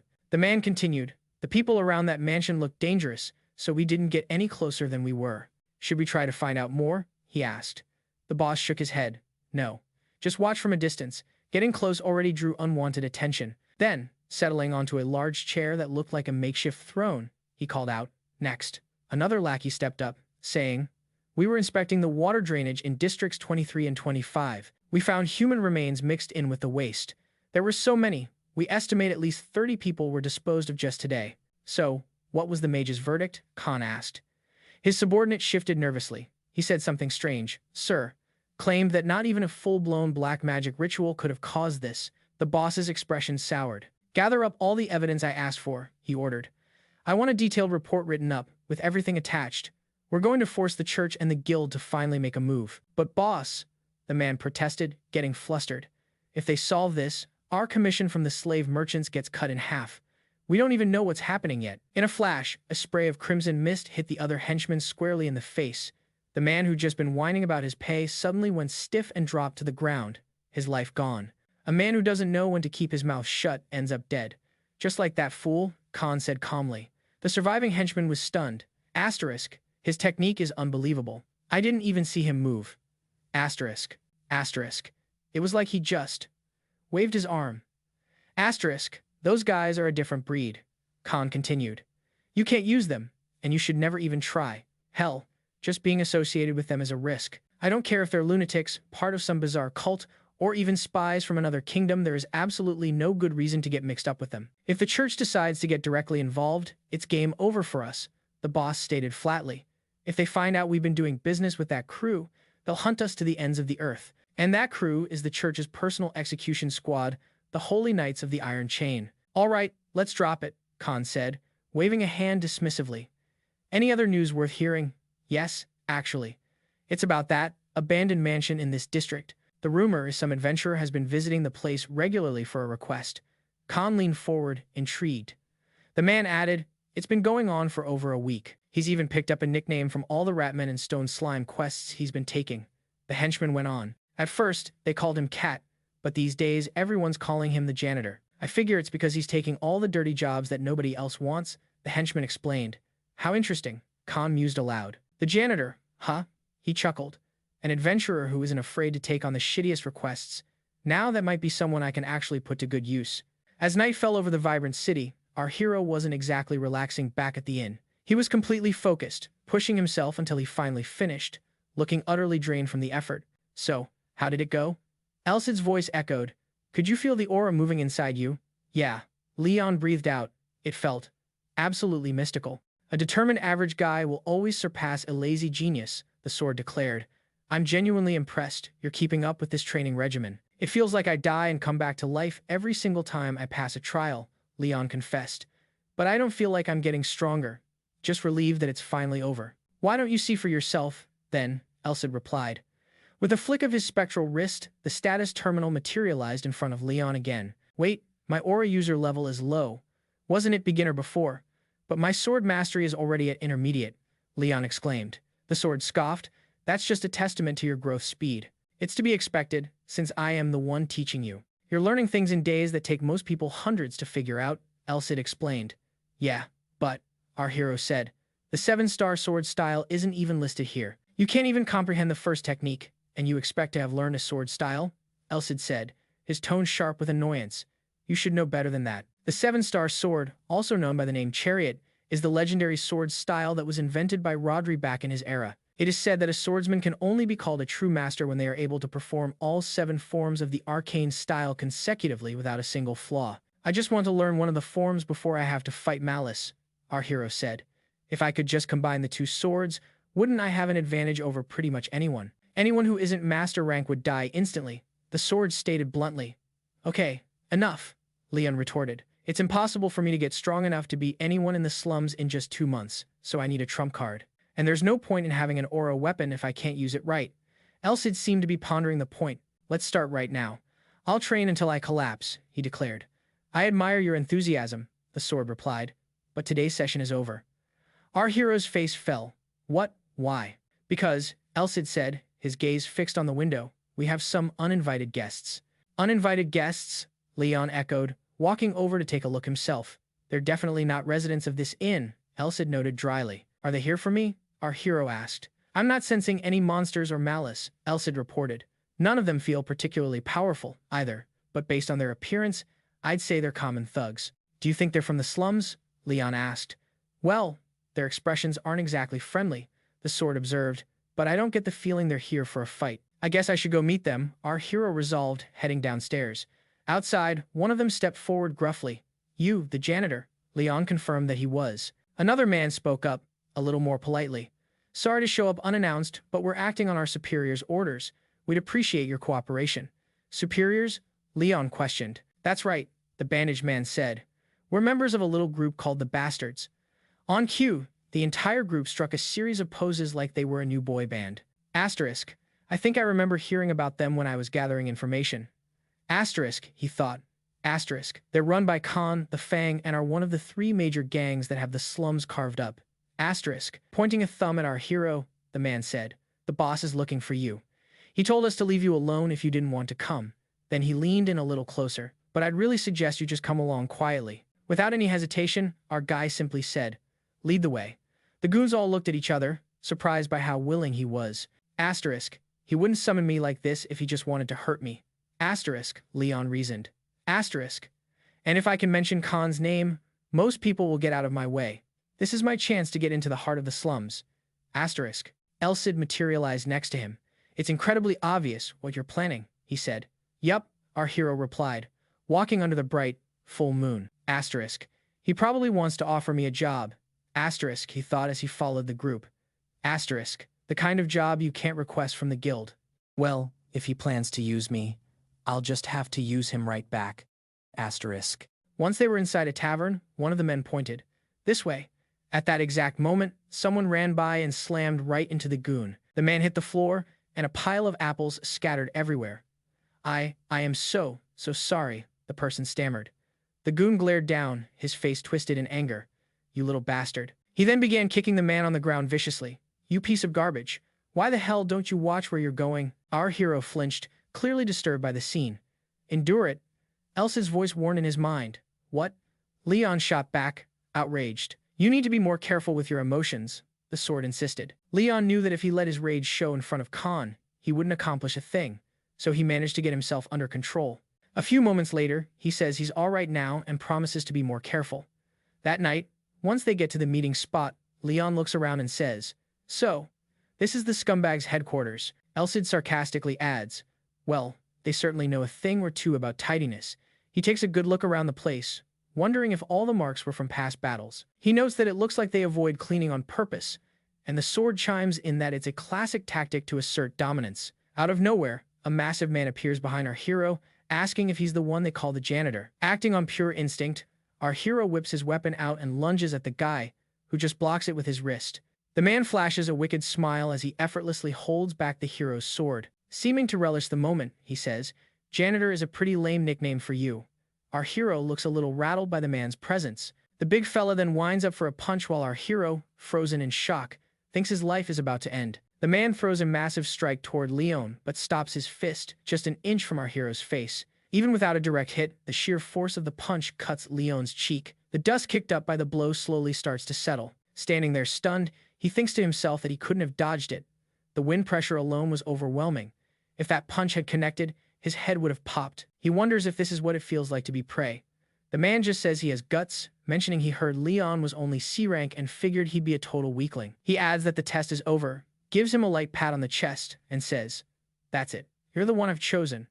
Wiping his nose, our hero asks what exactly he's been chosen for. Khan explains it's for his job offer, asking if he hadn't guessed that much after coming all this way. He promises to give him what he desires. Our hero shoots back, What I desire? And what might that be? With a smirk, Khan says he's sorry, but he's already done a full background check on him. The man explains that back at the Royal Academy, he was consistently the runner-up among the commoners and that he mopped the floor with those arrogant nobles through pure hard work. And after he left school, he signed up with the Adventurers Guild, making a name for himself among the heavy hitters of the sea. Leon watches him, thinking this guy is the king of the slums, Khan the prey, and wonders if he has informants tucked away in every alley. Khan proudly declares he's pretty sure he knows why Leon left the academy. It's because you never planned on becoming a knight, so you had no intention of ever kissing up to the nobles.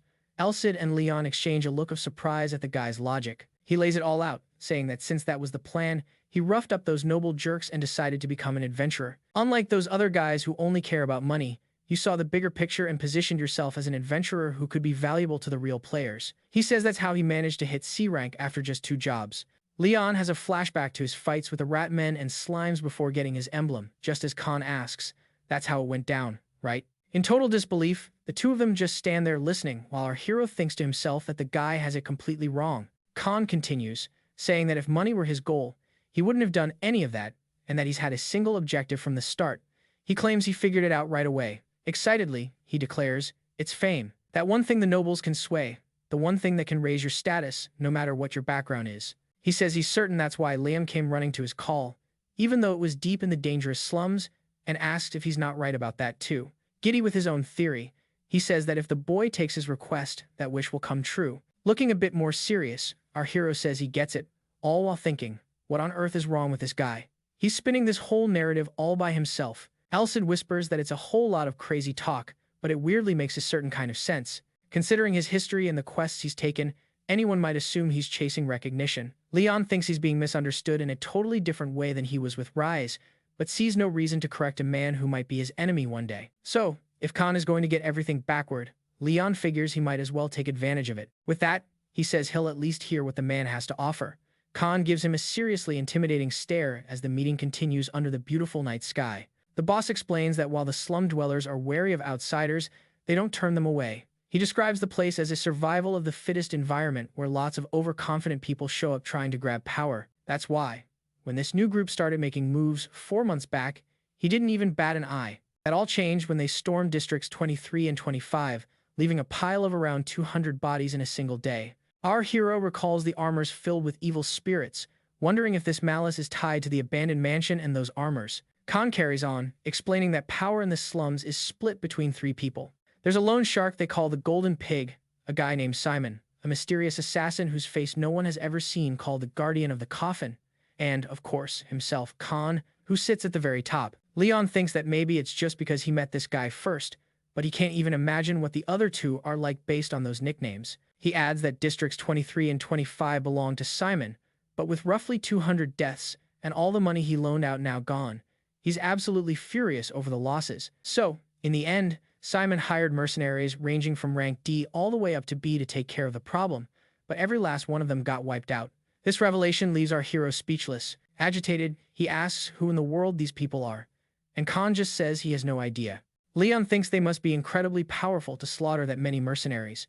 A group like that should be on the Empire's watch list because this is way beyond a simple turf war. When he considers Khan's story, the massive number of phantom armors in that mansion starts to make sense. Khan says that everyone who tried to dig up information is now dead, except for him. He claims the damn pig is so terrified he's not making a move, and the coffin keeper is likely just watching from the sidelines with his own people to avoid a major conflict. He adds that the others would surely complain if he hadn't stepped in himself, and that he understands their position. But Leon asks if the situation has essentially turned into a Cold War, and Khan admits that, as frustrating as it is, that's the truth. That's precisely why I called you, he says, the adventurer who only craves fame.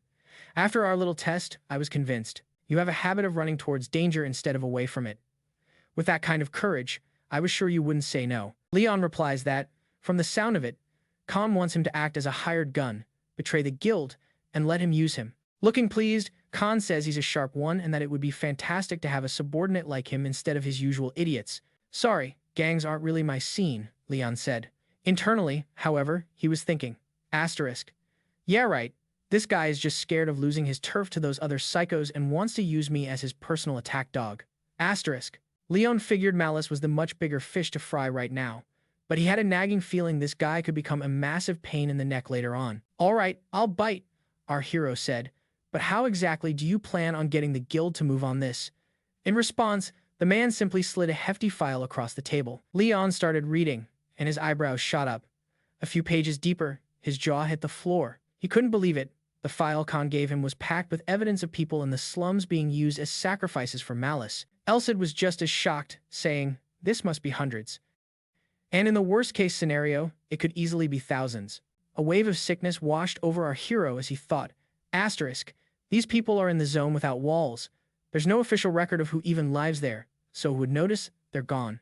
Asterisk. Noticing his expression, Elsid spoke up. Should we take this to the guild immediately? But Khan cut in. Don't bother. The higher-ups in the guild are more thick-headed than you can imagine. They would never believe a report from a less than reputable source, he continued. Leon's eyes lit up. And that's where I come in, isn't it? Khan grinned. You catch on quick. I'm going to make you my proof, a living, breathing witness so compelling the guild won't have a choice but to believe it. That is unbelievably shameless. Our hero shot back. So whether I report back alive or end up dead as proof, it's a win for you either way.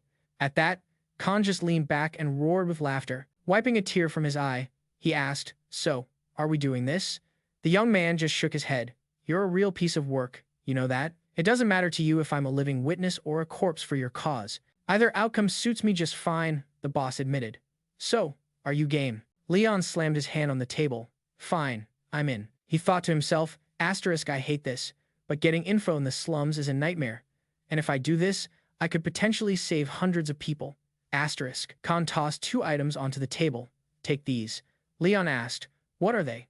The man replied, "It's a dagger, engraved with my seal. Show that to anyone giving you a hard time, and they'll back down instantly."